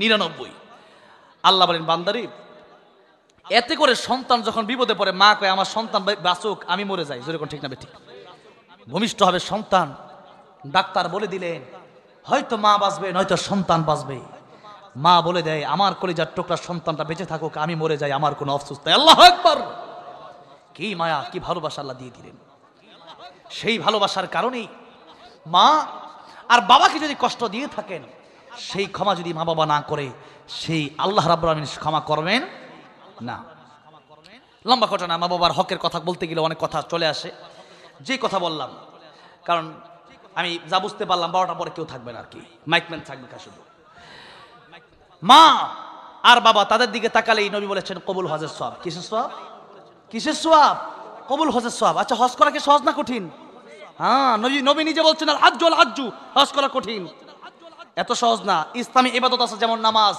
দৈহিক ইবাদত যেমন যাকাত আর্থিক ইবাদত নামাজ যদি আপনি পড়েন তাহলে নামাজ ফজরের নামাজ আপনি না পড়ে যদি কাউকে 500 টাকা দিয়ে বলেন যে আমার নামাজ তুমি পড়ে দিও নামাজ হবে নামাজ হবে না আবার যাকাত আপনার 10,000 টাকা যাকাত আছে আপনি যাকাত না দিয়া যদি বলেন যে 10 টাকা নামাজ পড়ে ফেলাই কি নামাজ যাকাত আদায় হবে যাকাতে আপনি 10,000 টাকাই দিতে হবে অথবা স্বর্ণ দিতে হবে রূপা দিতে হবে কথা বুঝে আসছে আর হজ হচ্ছে এমন ইবাদত যেটা দৈহিক আর্থিক উভয়টার সামান্য ইবাদত টাকা হলেই হয় না 8-10 লাখ টাকার প্রয়োজন 8-10 লাখ 8-10 টাকা কামানো সহজ না কঠিন কঠিন এরপরে টাকা হলে হয় না আবার দেহ দিয়ে সেখানে যেতে হবে পাসপোর্ট করতে হবে ফিঙ্গার দিতে হবে ভিসা করতে হবে টিকিট করতে হবে জার্নি করে যেতে হবে তওয়াফ করতে হবে মিনায় যেতে হবে মুজদালিফায় যেতে হবে আরাফায় যেতে হবে হ্যাঁ এরপরে কোরবানি করতে হবে অনেক কাজ এত কাজ করার পরে হজ কবুল হলো কি হলো না আপনি কি জানেন জোরে বলেন জানেন এবার আরেকটা প্রশ্ন করি আপনার অনেক কষ্ট দিয়ে ফেলতেছি আরেকটা প্রশ্ন হলো বছরে হজ করা যায় কয়বার বলেন কয়বার একবার আর বাকি সময় যা করবেন উমরা করবেন বাকি বছরে একবার হজ আর বাকি সব সময় যা করবেন সব উমরা হবে একবার হজ করলেন বছরে বছরে একবার হজ করা যায় মা আর বাবার দিকে দৈনিক কতবার তাকানো যায় বহুবার আমি জয়পুরহাট গেলাম তো ওনারা বললো মেলাবার কতবার মেলাবার তো অনেক ভাষা শিখতেছে কি মাঝে মাঝে জিজ্ঞেস করি আপনাদেরকে শেখাতে দরকার আছে আবার আসবো না ইনশাল্লাহ তো এই যে বহুবার তাকানো যায় মেলাবার তাকানো যায় অনেকবার তাকানো যায় অসংখ্যবার তাকানো যায় এতবার মা আর বাপের দিকে তাকানো যায় আপনি হুজুর ওয়াজ করেন আপনারা এই ওয়াজটা বাড়িতে নিয়ে যান আপনার মা আছে গতকাল আমার ময়মনসিংহে যখন ওয়াজটা করলাম আমার সাইডে একজন অতিথি কেঁদে দিলেন বলে আমি একটু কথা বলবো হুজুর আপনি যে ওয়াজ করেন আমার মাও নাই বাবাও নাই আমি কি করবো এই তো আমার তো আমি তো আর এই সব নিতে পারবো না আমি বলা আপনি আপনার মা বাবা যখন দোয়া করেন রব্বির হামহুমা কামা রব্বায়ানি সগীরা মা যার নাই বাবা যার নাই মা বাবা হলো অমূল্য সম্পদ কি সম্পদ অমূল্য সম্পদ যার কোনো মূল্য হয় না হজ করতে এত টাকা লাগে আপনি গেলেন কবুল হলো কি হলো যায় না নবী বললেন একবার মায়ের দিকে তাকাও একটা কবুল হজের সব সুবহানাল্লাহ সাহাবী বললেন ইয়া রাসূলুল্লাহ ইয়া হাবিবাল্লাহ মার বাপের দিকে যদি একবার তাকানোর কারণে কবুল হজের সওয়াব হয়ে যায় আমি যদি 100 বার তাকাই 100 কবুল হজের সওয়াব হবে নাকি আমার নবী ডাক দিয়ে বললেন সাহাবী রে 100 বার কেন তুমি তাকাতে তাকাতে অস্থির হয়ে যেতে পারো আমার আল্লাহ রাব্বুল আলামিন সওয়াব দেওয়ার বেলায় কোনো অস্থির হবেন না মা বাবা হুমা জান্নাতুকা হুমা নার মা বাপ তোমার জান্নাত মা বাপ তোমার জাহান্নাম মা বাপকে খুশি করো নবীজি একদিন রাস্তা দিয়ে হেঁটে যাচ্ছিলেন একটা কবর দেখলেন আযাব হচ্ছে কি হচ্ছে আযাব হচ্ছে নবীজি আল্লাহর কাছে দোয়া করেন, আল্লাহ কবরটা জান্নাতের বাগান বানায় দাও। একবার দোয়া করলেন, সাহাবীরা বলেন আমিন। তো এবার সেই নবী তাকায় দেখতেছেন এখনো কবর আযাবটা মাফ হয় না, বন্ধ হয় না। নবী আবার দোয়া করলেন, এখনো কবর আযাব বন্ধ হয় না। 3 বার নবী দোয়া করলেন। কয়বার? 3 বার। এখনো কবর আযাব হচ্ছে। আমার নবী রেখে বললেন, আয় আল্লাহ রাব্বুল আলামিন, এই কবরের আযাব মাফ করার জন্য আমি নবী 3 বার তোমার কাছে মুনাজাত করলাম। আয় আল্লাহ রাব্বুল আলামিন, এরপরও কবর আযাব কেন মাফ হয় না? আমার আল্লাহ জানায় দিলেন, বন্ধু আমার, হাবিব আমার, আপনি 3 বার কেন কিয়ামত পর্যন্ত যদি তার জন্য মুনাজাত করেন আর এই ব্যক্তির মা যদি তারে ক্ষমা না করে, এই ব্যক্তির কবরের আযাব আমি আল্লাহ কোনোদিন মাফ করব না। নবী তার মাকে ডাকলেন, কবরের পাশে আনলেন, জিজ্ঞাসা করলেন, ও যুবকেরা, এই যে কবর দেখা যায়, এই কবরটা কার? মহিলা ডেকে বললেন, ইয়া রাসূলুল্লাহ, এই কবরটা আমার সন্তানের কবর। নবী বললেন, কবর আযাব হয়, তুমি কি তারে মাফ করবা না? মহিলা বলেন, না, মাফ করব না, মাফ করব না। নবী বলেন, মহিলা কেন তুমি মাফ করবা না? মহিলা ডেকে বললেন, ইয়া রাসূলুল্লাহ, ইয়া হাবিবাল্লাহ, তার স্ত্রীর কথা শুনে আমি মা কেমন পেটান পেটাইছে, যে পেটানোর কারণে আমি মায়ের শরীরে এখনো দাগগুলো রয়ে গেছে। ইয়া রাসূলুল্লাহ, আমি মাফ করব না তাকে। আমার নবী কষ্ট পেলেন, চিন্তা করলেন, এর মা যদি তাকে মাফ না করে কবর আযাব তো বন্ধ হবে না। কিন্তু আমার নবী তো রহমাতুল লিল আলামিন, আমার নবী ডাক দিয়ে বললেন, আয় আল্লাহ রাব্বুল আলামিন, আমার আগের দোয়া তুমি কবুল করো নাই, এখন আরেক রব্বুল আলামিন সেই দোয়াটা কি তুমি কবুল করবা না? আল্লাহ দোয়াটাকে মেহেরবানি তুমি কবুল করে নাও। আল্লাহ রাব্বুল আলামিন, তুমি আমার কবর আযাব দেখার তৌফিক দিয়েছো। নবী বলেন, আমার মনে চায় আমি দোয়া করি আমার উম্মত যেন কবর আযাব দেখতে পারতো। আমি আল্লাহর কাছে দোয়া করে আমার মনে চায়, কিন্তু কেন দোয়া করি না জানো? ও আমার উম্মতেরা, এই কবর আযাব যদি তোমরা দেখতে পারতে, তাহলে তোমাদের বাবার লাশ নিয়ে তোমরা কবরে যেতে না, তোমাদের মায়ের লাশ নিয়ে তোমরা কবরে যেতে না, তোমাদের ভাইয়ের লাশ, বোনের লাশ, আত্মীয় স্বজনের লাশ নিয়ে তোমরা কবরে যেতে না, দাফন করতে না। তোমরা চিন্তা করতে, আমার বাবার না জানি কবরে কি আযাব হয়, আমার মার জানি কবরে কি আযাব হয়, আমার ভাইয়ের, আমার বোনের জানি কবরে কি আযাব হয়। এই জন্য দুনিয়ার সিস্টেম পাল্টে যাবে, মানুষের ইনকাম বন্ধ হয়ে যাবে, কাজকর্ম বন্ধ হয়ে যাবে, মানুষ পাগলের মতো হয়ে দুনিয়াতে ছোটাছুটি শুরু করে দিবে। আল্লাহ রাব্বুল আলামিন, আমাকে তুমি কবর আযাব দেখার তৌফিক দিয়েছো। আল্লাহ রাব্বুল আলামিন, এই মহিলা তো উম্মতে, মহিলা দেখে না। আল্লাহ রাব্বুল আলামিন, এই মহিলাকে তুমি কি একটাবার কবর আযাব দেখার সুযোগ করে দিবা? আমার নবীর দোয়া আমার আল্লাহ রাব্বুল আলামিন কবুল করে নিলেন। আমার আল্লাহ তৌফিক দিয়ে দিলেন মহিলাকে কবর আযাব দেখার জন্য। যেই মাত্র মহিলাকে আমার আল্লাহ রাব্বুল আলামিন কবর আযাব দেখার মতো শক্তি দিয়ে দিলেন, মহিলা যেই মাত্র কবর আযাব দেখল, সাধারণ আযাব না, এক একটা জাহান্নামের হাতুড়ির বাড়ির ওজন কত? নবী বলেন, উট পাহাড় 8 মাইল লম্বা, সে উট পাহাড়ে যদি একটা বাড়ি দেওয়া হয়, উট পাহাড় চূর্ণ বিচূর্ণ হয়ে যাবে। এত কঠিন। যেই মাত্র মহিলা দেখলো তার সন্তানের কবরে আযাব, একটা চিৎকার মেরে বলল, ইয়া রাসূলুল্লাহ, ইয়া হাবিবাল্লাহ, ওগো নবীজি, এই কবর আযাব আমি দেখি আর সইতে পারলাম না, আমার সন্তানকে এই মুহূর্তে আমি মাফ করে দিলাম। যেই মাত্র মাতার সন্তানকে মাফ করে দিল, সাথে সাথে কবর জান্নাতের বাগান হয়ে গেছে। কবর জান্নাতের বাগান হয়ে গেছে। কেন? মাকে কষ্ট দেওয়ার কারণে মা এতদিন মাফ করে নাই, আজকে মা মাফ করে দিল, তার কবর জান্নাতের বাগান হয়ে গেল। ও আমার যুবক ভাই বোন, বাবা মা যদি থাকে তার খ্যাতমত করুন, শুধু পরকালে না, এই দুনিয়াতে আমার আল্লাহ রাব্বুল আলামিন আপনার ধনী বানায় দিবেন। দুনিয়াতে কি বানায় দিবেন? ধনী বানায় দিবেন। আমার ভাইরা, আমার মুরব্বী বাবাজিরা, অনেক লম্বা কথা আমি বলে ফেললাম। যেই কথা বললাম, আল্লাহ রাব্বুল আলামিন বলেন যে আমি আল্লাহ রাব্বুল আলামিনের দয়া মায়া অনেক বেশি। মায়ের বাবার কিছু দয়ার কথা আমি বলতেছিলাম, যেখানে এই পর্যন্ত গেলাম। আল্লাহ বলেন, যার কারণে কিয়ামতের ময়দানে আমি আল্লাহ রাব্বুল আলামিন তোমাদের সব গুনাহ মাফ করব, তবে মনে রাখবা লা ইয়াগফিরু আন ইউশরাকা বিহি ওয়া ইয়াগফিরু মা দুনা যালিকা লিমান ইয়াশা। আমি আল্লাহ তোমাদের সব গুনাহ মাফ করব, কিন্তু শিরকের গুনাহ আমি আল্লাহ মাফ করব না। আল্লাহকে বাদ দিয়া অন্য কারো পূজা, অন্য কারো ইবাদত আল্লাহ পছন্দ করে না, কারণ এই চেহারাটা আল্লাহ নিজ হাতে কুদরতি হাতে বানাইছে। আল্লাহু আকবার। সুতরাং এই কপাল দিয়া আল্লাহকে ছাড়া অন্য কাউকে সিজদা দিলে আল্লাহ রাগ করে। একজন স্ত্রী যদি তার স্বামীকে, তার স্বামীর অবাধ্য হয়ে অন্য কারো কোনো ছেলের সাথে রাস্তা দিয়ে ঘুরে, স্বামী কষ্ট পায় না কেন? যে আমার স্ত্রী, আল্লাহ বলেন তুমি আমার বান্দা। কই স্বামী স্ত্রীর সম্পর্ক আর কই আল্লাহ বান্দার সম্পর্ক, আল্লাহ গোলামের মালিক গোলামের সম্পর্ক। তাবারাকাল্লাযী বিয়াদিল মুলক, তাবারাকাল্লাযী বিয়াদিল মুলক ওয়া হুয়া আলা কুল্লি শাইইন কাদির। আমার আল্লাহ মালিক আর আমরা গোলাম। আমরা কি? আমরা গোলাম, গোলামের গোলামের গোলামের ঘরের গোলাম। আমরা গোলামের মতো চলবো, আমরা মালিক নয়। মাঝে মধ্যে আল্লাহ ক্ষমতা দেয়, মাঝে মধ্যে আল্লাহ কিছু ক্ষমতা দেয়, আল্লাহ পরীক্ষা করতে চায়। এই ক্ষমতার মস্তদে বসে যারা নিজেকে আল্লাহর চেয়ে বড় মনে করে, আল্লাহ জুতার বাড়ি থেকে দেশ থেকে তাদেরকে বের করে দেয়। ক্ষমতা কেবলমাত্র কার? ক্ষমতা কেবলমাত্র কার? মাঝে মধ্যে আল্লাহ বান্দাকে একটু টেস্ট করে আর কি, পরীক্ষা করে। আল্লাহ দিয়ে খলাকাল মাউতা ওয়াল হায়াতা লিয়াবলুয়াকুম আইয়ুকুম আহসানু আমালা। আল্লাহ পরীক্ষা করতে চায়। আমার ভাইরা, আমার বন্ধুরা, আমার মুরব্বী ও যে কথা বলতেছিলাম, মহিলা জাহান্নামে যায় বিশেষ করে দুইটা কারণে। এক নম্বর কারণ বলেছিলাম স্বামীর অবাধ্য হওয়ার কারণে। তার মানে স্বামীর সাথে আপনি খারাপ আচরণ করতে পারবেন না। আপনি স্বামীকে বুঝাবেন, কি করবেন? বুঝাবেন।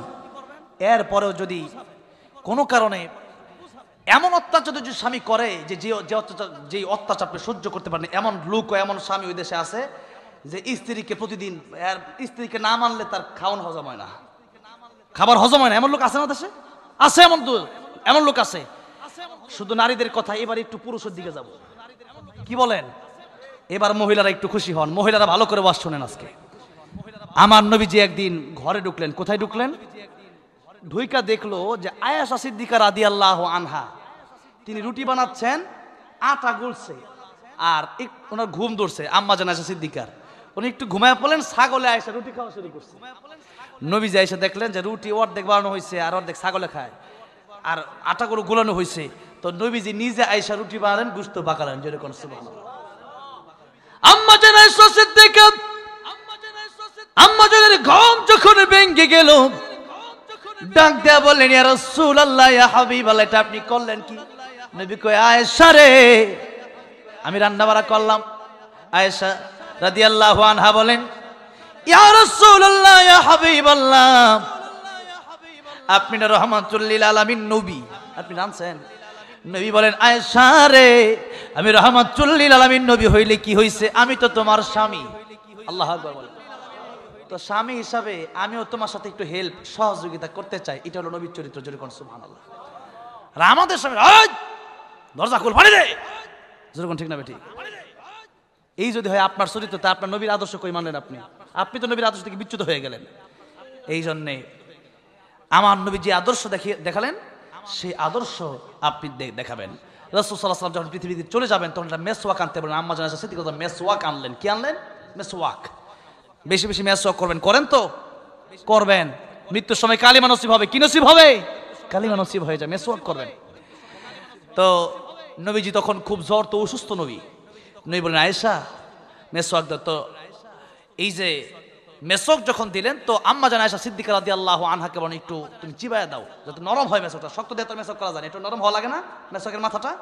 তখন আম্মা জান আয়েশা সিদ্দিকা রাদিয়াল্লাহু আনহা এই মেসওয়াকটা চিবায়া দিলেন। তখন নবীজি সেই মেসওয়াক নিয়ে সেই মেসওয়াক করলেন। আগে যে আয়েশা সিদ্দিকা রাদিয়াল্লাহু আনহার যেই থুতুগুলো লেগেছিল, সেটা আগে তিনি ওনার মুখে নিলেন, এরপর তিনি মেসওয়াক করলেন। জোরে বলেন সুবহানাল্লাহ। আর আমাদের অবস্থা কি? এই জন্য আপনি অত্যাচার যদি করেন, তাহলে আপনি জালেম কাতারে পড়ে যাবেন। যে কথা বললাম, নারীরা যাবে দুইটা কারণে জাহান্নামে। কয়টা কারণে? একটা, স্বামীর অবাধ্য হওয়ার কারণে, স্বামীর সাথে বেয়াদবি করার কারণে। দুই নম্বর কারণ হচ্ছে নারীরা, এবং নারীরা এটা পুরুষদের মধ্যে আছে। এটা বলি আজকে আপাতত শেষ করি। এটা জিকিরের অপর পিঠ বলতে গিয়ে আমি কথাগুলো বলছিলাম, যে মানুষ আমার দেশে গীবত করে। এই কথাগুলো বলতে বলতে এই কথায় আসছিলাম। আরেকটা হলো গীবত, যে ব্যাপারে সূরা হুজুরাত আল্লাহ রাব্বুল আলামিন বললেন, ওয়ালা ইয়াগতাব বা'দুকুম বা'দা, তোমরা একজন আরেকজনের বিরুদ্ধে গীবত করবা না, অপবাদ পরনিন্দা করবা না। কেন? আল্লাহ বলছেন আইয়ুহিব্বু আহাদুকুম আইয়াকুলা লাহমা আখিহি মাইতান ফাকারিহতুমু। আল্লাহ বলেন আইয়ুহিব্বু আহাদুকুম, তোমরা কি কেমনটা পছন্দ করো যে আইয়াকুলা লাহমা আখিহি মাইতা, যে তোমরা তোমাদের মৃত ভাইয়ের কাঁচা গোশত চাবায় খাবা। নাউজুবিল্লাহ বলেন, এটা কি আমরা কেউ পছন্দ করি? এরপর আল্লাহ নিজেই বলেন ফাকারিহতুমু, এটা তোমরা অপছন্দ করো। সুতরাং এটা যেমন হারাম, নিজের ভাইয়ের কাঁচা গোশত যেমন মরা ভাইয়ের কাঁচা গোশত খাওয়া যায় না, ঠিক তিনি গীবত আমি আল্লাহ হারাম করে দিলাম। এবার গীবতের ক্ষতি দুইটা, সংক্ষেপে বলি। আমি যদি আপনি যদি আমার বিরুদ্ধে গীবত করেন, তাহলে আপনার নেক আমলগুলো আমার কাছে চলে আসবে, আমার গুনাহগুলো আপনার কাছে চলে যাবে। জোরে কোন নাউজুবিল্লাহ। আপনি ক্ষতিগ্রস্ত হয়ে গেলেন। আমি এই যে বলছিলাম যে খেজুরের হাড়ির তলা নাই, মনে আছে তো? সেই কথা বলতে গিয়ে এই পর্যন্ত আসলো। খেজুরের হাড়ির কি নাই? তলা নাই। আমি আপনি ইবাদত করলাম, নামাজ পড়লাম, রোজা রাখলাম, দান করলাম, এরপরে গীবত করলাম। এই যে দান, নামাজ, রোজা সবগুলো তার আমলনামায় চলে গেল। কেন? গীবত করার কারণে। তাহলে আমরা গীবত থেকে বাঁচবো। এটা হচ্ছে আজকের 1 নাম্বার ওয়াজ। জিকিরে আমরা গীবত না করে আমরা করব জিকির। আমরা কি করব? জিকির। কি করব? জিকির। জিকির শব্দের 1 নাম্বার অর্থ হচ্ছে কোরআন শরীফ, 2 নাম্বার অর্থ হচ্ছে উপদেশ, 3 নাম্বার অর্থ হচ্ছে নামাজ, 4 নাম্বার অর্থ হচ্ছে আল্লাহর আইন, 5 নাম্বার অর্থ হচ্ছে আল্লাহকে স্মরণ করা। এগুলোর এক একটা ব্যাখ্যা দিতে গেলে আরো 2-4-5 ঘন্টা সময়ের দরকার। আগামীতে যখন আবারও আসবো আমাকে মনে করে দিলেই ইনশাল্লাহ আমি এক একটা তাফসির করে দেবো ইনশাল্লাহ। কারণ কোরআন নিয়ে তাফসির করতে গেলে, কোরআন নিয়ে কথা বলতে গেলে কয়েক ঘন্টা সময়ের প্রয়োজন। এরপরে হলো কোরআনের উপদেশ, এগুলো নিয়ে বলতে গেলে আরো কয়েক ঘন্টার প্রয়োজন। এরপরে আসছে নামাজের কথা। এই নামাজের আয়াত নিয়ে সূরা জুমআ, ইয়া আইয়ুহাল্লাযীনা আমানু ইযা নুদিয়া লিস-সালাতি মিন ইয়াউমিল জুমআতি ফাসআউ ইলা যিকরিল্লাহি ওয়া যারুল বাই'a। এই যে নামাজের কথা, জিকিরের কথা, এই যে কথাগুলো, এগুলো বলতে গেলে আরো কয়েক ঘন্টা সময়ের দরকার। এরপরে আল্লাহর আইন প্রতিষ্ঠার ওয়াজ করতে গেলে আরো কয়েক ঘন্টা সময়ের দরকার। এরপরে আল্লাহর জিকির, শুধু সুবহানাল্লাহ আলহামদুলিল্লাহ আর লা ইলাহা ইল্লাল্লাহর ওয়াজ করতে গেলেও আরো কয়েক ঘন্টা সময়ের দরকার। তবে যেহেতু বললাম গীবত করবেন, রাস্তাঘাটে যখন চলবেন, জান্নাতে যাওয়ার পরে মানুষ আফসোস করবে, কেন যে আরেকটু বেশি যদি আল্লাহর জিকির করতাম, ইবাদত করতাম, এই জন্য আফসোস করবে। এই জন্য জিকির করবেন। এই জিকিরের ফজিলত একটু বলি। যেমন আপনি রাস্তাঘাটে চলতেছেন, পড়বেন সুবহানাল্লাহ আলহামদুলিল্লাহ। আপনি যখন পড়লেন তখনই আল্লাহ রাব্বুল আলামিন, নবীজি বলেছেন, এই দুনিয়াতে যত ফাঁকা জায়গা, আল্লাহ সমস্ত ফাঁকা জায়গাগুলো সব দেয়া ভরপুর করে দিবেন। তাহলে পড়বেন কি পড়বেন না? রাস্তাঘাটে চলছেন, সুবহানাল্লাহ আলহামদুলিল্লাহ পড়েন। এরপরে আরেকটু বলবো, আর 5 মিনিট, আর 5 মিনিট বলে এরপরে আমি দোয়া করে দিচ্ছি। মুসা কালিমুল্লাহ একদিন আল্লাহ রাব্বুল আলামিনকে বললেন, আয় আল্লাহ রাব্বুল আলামিন, তুমি আমার একটা আনকমন জিকির দাও, যে জিকির পৃথিবীর সব মানুষকে তুমি দাও না, একটা আনকমন জিকির দাও। আল্লাহ রাব্বুল আলামিন বলেন, মুসা তুমি বেশি বেশি জিকির করবা, লা ইলাহা ইল্লাল্লাহ, লা ইলাহা ইল্লাল্লাহ, লা ইলাহা ইল্লাল্লাহ মুহাম্মাদুর রাসূলুল্লাহ সাল্লাল্লাহু আলাইহি ওয়াসাল্লাম। মুসা কালিমুল্লাহ আল্লাহ রাব্বুল আলামিনকে বলেন, আল্লাহ রাব্বুল আলামিন, तमाम পৃথিবীর মানুষরা তো এই জিকির করে, আমি লা ইলাহা ইল্লাল্লাহর জিকির কেন করব? আল্লাহ রাব্বুল আমিন বললেন, মুসা तमाम পৃথিবীর মানুষ লা ইলাহা ইল্লাল্লাহর জিকির করতে পারে, তবে শুনে রাখো পৃথিবীতে যা কিছু আছে সব কিছুর চাইতে দামি আমি আল্লাহর কাছে লা ইলাহা ইল্লাল্লাহর জিকির। পড়বেন, দাম বাড়বে, রহমত নাজিল হবে, আল্লাহ সব দিয়ে দিবেন।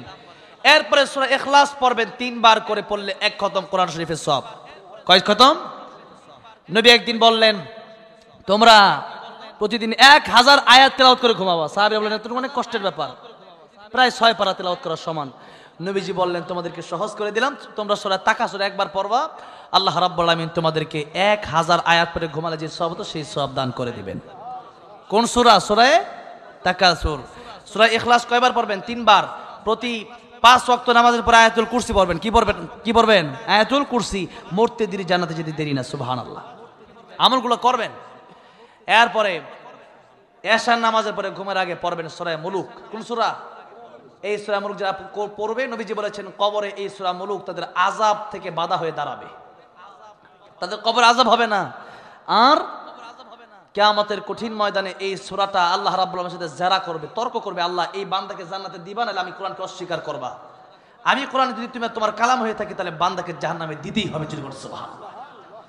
তাহলে আমরা এই আমলগুলো করবো তো ইনশাআল্লাহ, করবো তো ইনশাআল্লাহ। আল্লাহ তৌফিক দান করেন, বলেন আমিন।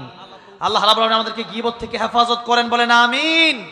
আল্লাহ রাব্বুল আলামিন আল্লাহ জিকির করে, জিকির মানে কোরআন বলেছিলাম, জিকির মানে কোরআন শরীফ আপনি শিখবেন, বেশি বেশি কোরআন পড়বেন, কোরআনের উপদেশ। নামাজ বলেছিলাম, নামাজ না পড়লে আপনি সুবহানাল্লাহ আলহামদুলিল্লাহ পড়ে লাভ নাই, নামাজ পড়বেন। এরপরে আল্লাহর আইন মেনে নেবেন, এরপরে এই জিকিরগুলো করবেন। এই পাঁচটা, এটা ইমাম ফখরুদ্দিন রাজি রহমতুল্লাহ তাফসিরে কাবিরে লিখেছিলেন। আজকে অনেক কথা বলা দরকার ছিল, এরপরও এক সিটি আসলো, আরেক বছর টার্গেট লাইট মারো, যার কারণে ওয়াজ গেল অন্যদিকে। যাই হোক, তারপরও আশা করি আপনাদের ফায়দা হবে ইনশাআল্লাহ। যতগুলো কথা শুনেছেন, এগুলো যদি মানতে পারেন, আপনার জীবন জান্নাতে যাওয়ার জন্য সহজ হয়ে যাবে। এই জন্য আল্লাহ রাব্বুল আলামিন আমাদেরকে খাঁটি মুসলমান, একজন দিনের দায়ী, একজন দিনের কর্মী হয়ে, আল্লাহ রাব্বুল আলামিন যেন একজন খাঁটি মুসলমান হয়ে, মুনাফিক যেন না হয়ে যায়, খাঁটি ইমানদার হয়ে যেন আল্লাহ কবরে যাওয়ার তৌফিক দান করে দেন, বলেন আমিন। আমি প্রথমে এই যে ইসলামের সঙ্গীতটা বলবো, আমি জানি এই ঝিনাইদহবাসী বিশেষ করে আল্লামা সাঈদীর জন্য পাগল পারা, জোরে বলেন ঠিক না ঠিক? আল্লামা সাঈদীর জন্য একটা তাকবীর দিতে চাই, লিল্লাহি তাকবীর, লিল্লাহি তাকবীর। আল কোরআনের আলো, লিল্লাহি তাকবীর। আল্লামা সাঈদী রহমাতুল্লাহ আলাইহির জন্য আমাদের ভালোবাসা আছে না নাই? কোন জালেমের জন্য আমাদের ভালোবাসা নাই, ঠিক না ঠিক? তাদের জন্য শুধু আছে আমাদের ঘৃণা। আর আল্লামা সাঈদীর সাথে আমরা জান্নাতে থাকার আশা করি, ঠিক না ঠিক? আল্লামা সাঈদী যখন শহীদ হয়ে গেলেন, তখন আমি এই সঙ্গীতটা আমার হৃদয়ের ব্যথা নিয়ে আমি সেখানে শাহবাগ যে হসপিটালে ছিলেন, সেই হসপিটালে আমি গেলাম। লাশ তো দেখতেই পারলাম না, অনেক মানুষ তো বেশি। ঢাকায় জানাজা পড়বো, তাও জানাজা পড়তে দেওয়া হলো না, তারা জানাজা পড়তে দেয় নাই। আল্লামা সাঈদী বাংলাদেশে আছে, তারা তো বাংলাদেশে থাকতে পারে নাই। শুধু বাংলাদেশ না, এই দেশে বিচার হবে কি হবে না আমি জানি না, এগুলা মুখের বুলি উড়ায় লাভ নাই। কিন্তু এই শত শত আলেমদেরকে ফাঁসির কারণে, শত শত আলেমদেরকে শহীদ করার কারণে, শত শত আলেমদেরকে বিনা কারণে কারাভোগ করার কারণে আল্লাহর বিচার থেকে তোদের মতো জালেমকে কেউ রক্ষা করতে পারবে না। বিচার আমরা দেব একজনের কাছে, তিনি কে? যদি বলেন তিনি কে? আল্লাহর কাছে আমাদের বিচার দিই, আমরা শান্ত থাকবো ইনশাআল্লাহ। তিনি একদিন বিচার করবেন, ইন্নাস সাআতা আতিয়াতুন আকাদু উখফিহা লিতুজজা কুল্লু নাফসিন বিমা তাসআ। আল্লাহ বলেছেন কিয়ামত এই জন্য কায়েম করবে যাতে করে তোমাদের প্রত্যেকের বদলা আমি আল্লাহ দিতে পারি, বদলা আমার আল্লাহ দিয়ে দিবে। তাহলে সেদিন আমি বলছি, আল্লামা সাঈদ তুমি শহীদ হয়েছে কেন? একে তো আল্লাহর রাস্তায় 13টা বছর তিনি ছিলেন, বাড়িতে এসে তিনার মরণ হয়, এবং আল্লাহর রাস্তায় থাকাকালীন কারাগারে তিনার মরণ হয়েছে, ঠিক না ঠিক? দ্বিতীয় কথা হলো, ইঞ্জেকশনের সাথে বিষ দিয়ে তাকে শহীদ করে দেওয়া হয়েছে। প্রথম নেওয়া হয়েছিল আমাদের গাজীপুর, আমার বাড়ি গাজীপুর জয়দেবপুর হসপিটালে, শহীদ তাজউদ্দিন হসপিটালে। সেখানে দেখা গেছে মানুষের ভিড়, প্রচন্ড ভিড়। এরপরে আল্লামা সাঈদীকে সেখানে নিয়ে যাওয়া হয়েছিল। আল্লামা সাঈদী এমন একজন ব্যক্তি যার দ্বিতীয় কোনো ব্যক্তি হয় না, যেরকম ঠিক না ঠিক? যার দ্বিতীয় হয় না। আল্লামা সাঈদী এমন একজন মানুষ ছিলেন। আল্লামা সাঈদী যাকে আল্লাহ রাব্বুল আলামিন নিজে সম্মান দান করেছিলেন, যিনি দেশের শ্রেষ্ঠ একজন মুফাসসির ছিলেন, যার তাফসির শুনলে মানুষ কাঁদতো, নামাজে চলে যেত। যার তাফসির মানুষ শুনে লক্ষ লক্ষ মানুষ যার তাফসিরে হতো, লক্ষ লক্ষ মানুষ যার তাফসির শুনে নামাজি হয়েছে, কোরআনওয়ালা হয়েছে, টুপিওয়ালা হয়েছে, মুসলিম হয়েছে। আল্লাহু আকবার বলেন। আলহামদুলিল্লাহ। বাংলাদেশে আল্লামা সাঈদী রহমাতুল্লাহ আলাইহির পরে এই বাংলাদেশে আপনাদের এই পাশের জেলা যশোরে 1, 2, 3 তারিখে ডক্টর মিজানুর রহমান আজহারী সাহেব আসছেন। আপনাদেরকে সেখানেও দাওয়াত দিয়ে গেলাম। আমাকে ডক্টর মহিউদ্দিন সাহেবাদ্দিন ফাউন্ডেশনের চেয়ারম্যান সাহেব আমাকে দাওয়াত করেছেন, আমি বলেছি সময় পেলে আমিও আসার চেষ্টা করবো ইনশাআল্লাহ। সেখানে আপনারা যাবেন, যতই কোরআনের বিরোধিতা করবে, যতই, অলরেডি নাস্তিকদের ঘুম কিন্তু হারাম হয়ে গেছে, ঠিক না ঠিক? অলরেডি নাস্তিকদের ঘুম হারাম হয়ে গেছে, ইন্ডিয়ার দাদা বাবুদের ঘুম হারাম হয়ে গেছে। যে বাংলাদেশে যতই আমরা আমাদের ব্যক্তিগত আইন প্রতিষ্ঠা করতে চাই, ততই মানুষ কোরআনের পক্ষে চলে যায়।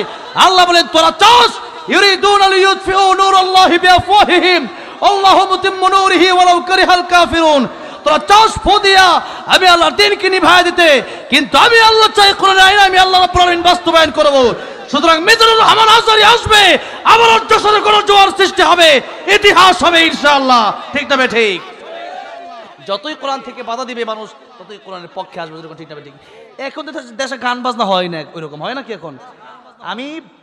আমি আপনাদেরকে এই কথা এতটুকু আমি বলতে পারি যে আপনারা এই দেশের যত বড় নেতা হোক না কেন, যত বড় নায়ক হোক না কেন, যত বড় গায়ক হোক না কেন, যত বড় সেলিব্রিটি হোক না কেন, যেই হোক না কেন, আপনি একদিকে তাকে নিয়ে যান, সমস্ত সেলিব্রিটিকে এক জায়গায় নিয়ে যান, আরেকদিকে ডক্টর মিজানুর রহমান আজহারীকে নিয়ে যান, দেখবেন মিজানুর রহমান আজহারীর মাহফিলের লোক বেশি হবে।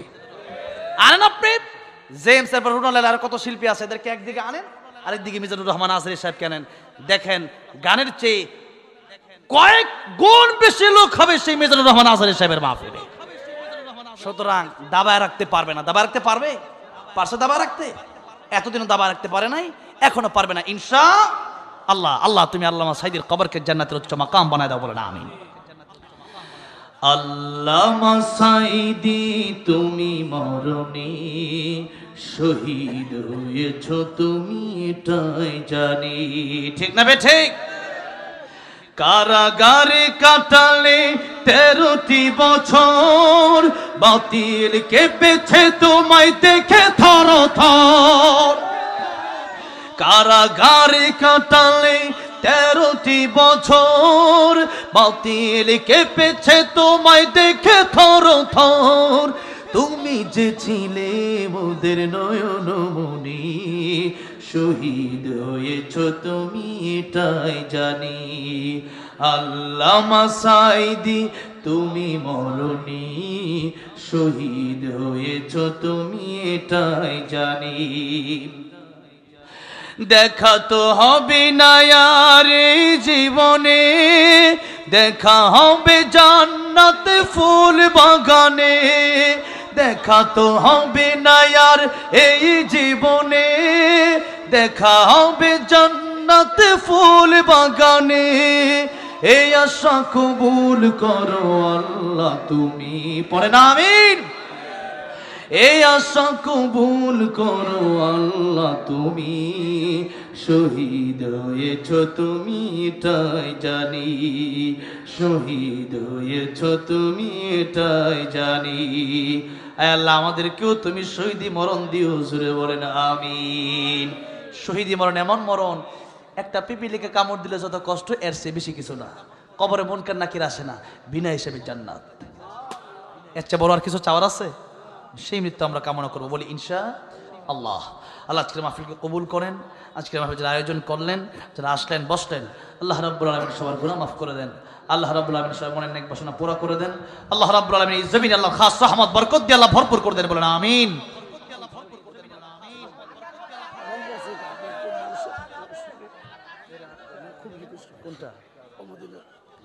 এরপরে আরেকটা গজল আসছে, এটা গজল তো একের পর এক আসবে, আমি তো জানি এরকম। হ্যাঁ আচ্ছা ঠিক আছে, আমাকে আমার ভাই বলছে যে এই একটাই শেষ করেন, এটা মদিনার মাটি। যে ইসলামী সঙ্গীত গাওয়ার পরে আল্লাহ আমার মদিনায় যাওয়ার তৌফিক দিছে। তারপর অনেক ভালোবেসে সঙ্গীতটা গিয়েছিলাম, শুনবেন আপনারা? ঠিক আছে, মাঝে মধ্যে একটু আমার সাথে গায়েন, ঠিক আছে? ও মদিনার মাটি রে, সকল সুখ বুঝি তোর কপালে। ও মদিনার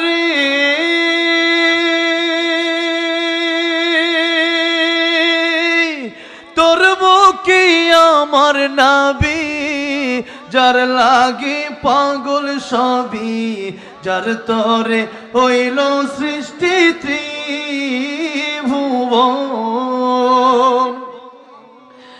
কাঁদি আমি সারাক্ষণে, কখন যাব সেখানে, সহে না আর পরাণে। ও মদিনার মাটি রে, সকল সুখ বুঝি তোর কপালে। ও ও মদিনারে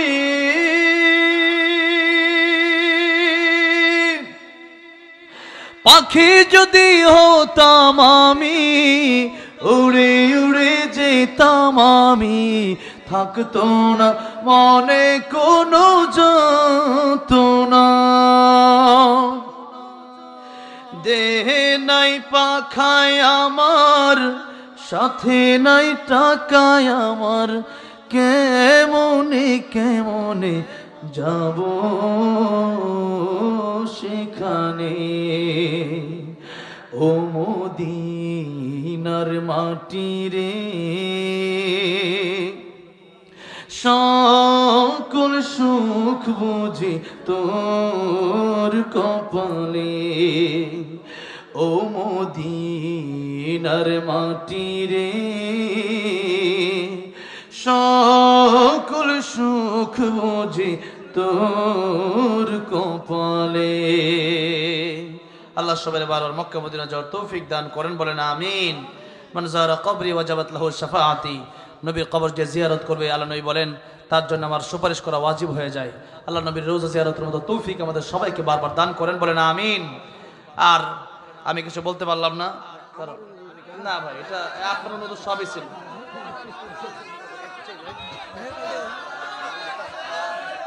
রাত বাজে মাত্র 12টা, কতটা মনে হচ্ছে কেবল মাত্র মাগরিবের নামাজ পড়ে আসলাম, ঠিক না ঠিক বলেন? এত রাতে আজান তার পক্ষে আমি না, তারপরে মাঝে মাঝে দিলে আমি বলি যে মক্কা মদিনা একটা আজান হচ্ছে তাহাজ্জুদের আজান। কিসের আজান? একটু তাহলে একটা শর্ত আছে, শর্ত হলো আপনারা সবাই একটু জোরে জোরে আল্লাহু আকবার বলতে হবে। এই আওয়াজ ঝিনাইদহের মানুষের আওয়াজ এরকম হয় না, আরো জোরে বলতে আল্লাহু আকবার। এই আওয়াজটা প্রত্যেকটা লাইন শেষ হবে আজানের, আর এই আল্লাহু আকবার বলতে হবে। রাজি আছেন? আছেন তো? শুনবেন কারা কারা দেখি তো। লিল্লাহি তাকবীর, লিল্লাহি তাকবীর। আল্লাহ কবুল করেন, হাত নামান। একটু আজানটা এখন আমি দেব, তবে তাহাজ্জুদের নিয়ত করেন মাঝে মাঝে। তাহাজ্জুদ পড়লেই আমার আল্লাহর ওলি হওয়া সম্ভব। এই জন্য তাহাজ্জুদ পড়বেন। কি পড়বেন? তাহাজ্জুদ পড়বেন। আমরা এই যে আজান দিচ্ছি, তাহাজ্জুদের নিয়ত করেন, বাড়িতে গিয়ে 2 রাকাত হলো তাহাজ্জুদ পড়েন, এটার আলাদা শান্তি আছে। তাহলে কি বলবেন জোরে জোরে? দেখি কত জোর আছে। যদি দেখা যায় যে জোর নাই, তাহলে কিন্তু আজান মাঝখানে শেষ করে দেব।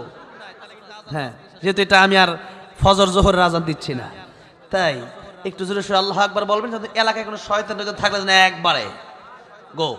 ঠিক না ঠিক? হ্যাঁ, রেডি তো সবাই? আল্লাহু আকবার বলছেন, রেডি? ঠিক আছে। আল্লাহু আকবার, আল্লাহু আকবার, আল্লাহু আকবার,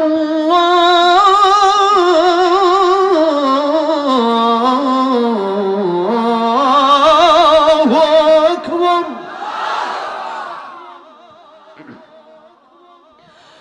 আশহাদু আন লা ইলাহা ইল্লাল্লাহ,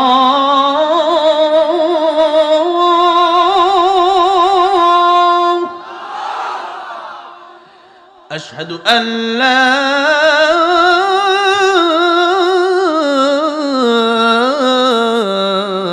ইলাহা ইল্লাল্লাহ,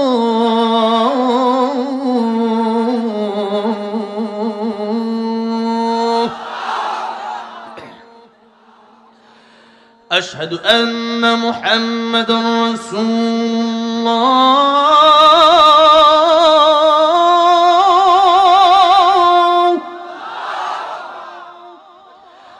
আশহাদু আন্না মুহাম্মাদার রাসূলুল্লাহ।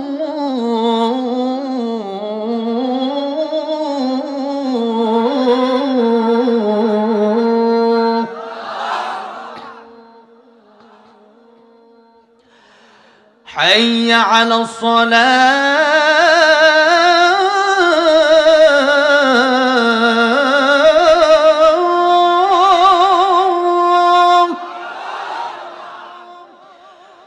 হাইয়া আলাস সালাহ,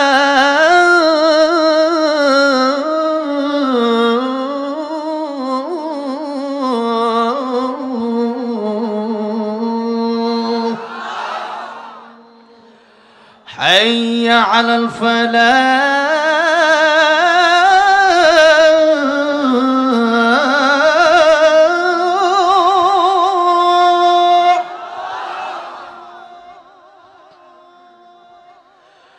حي على الفلاح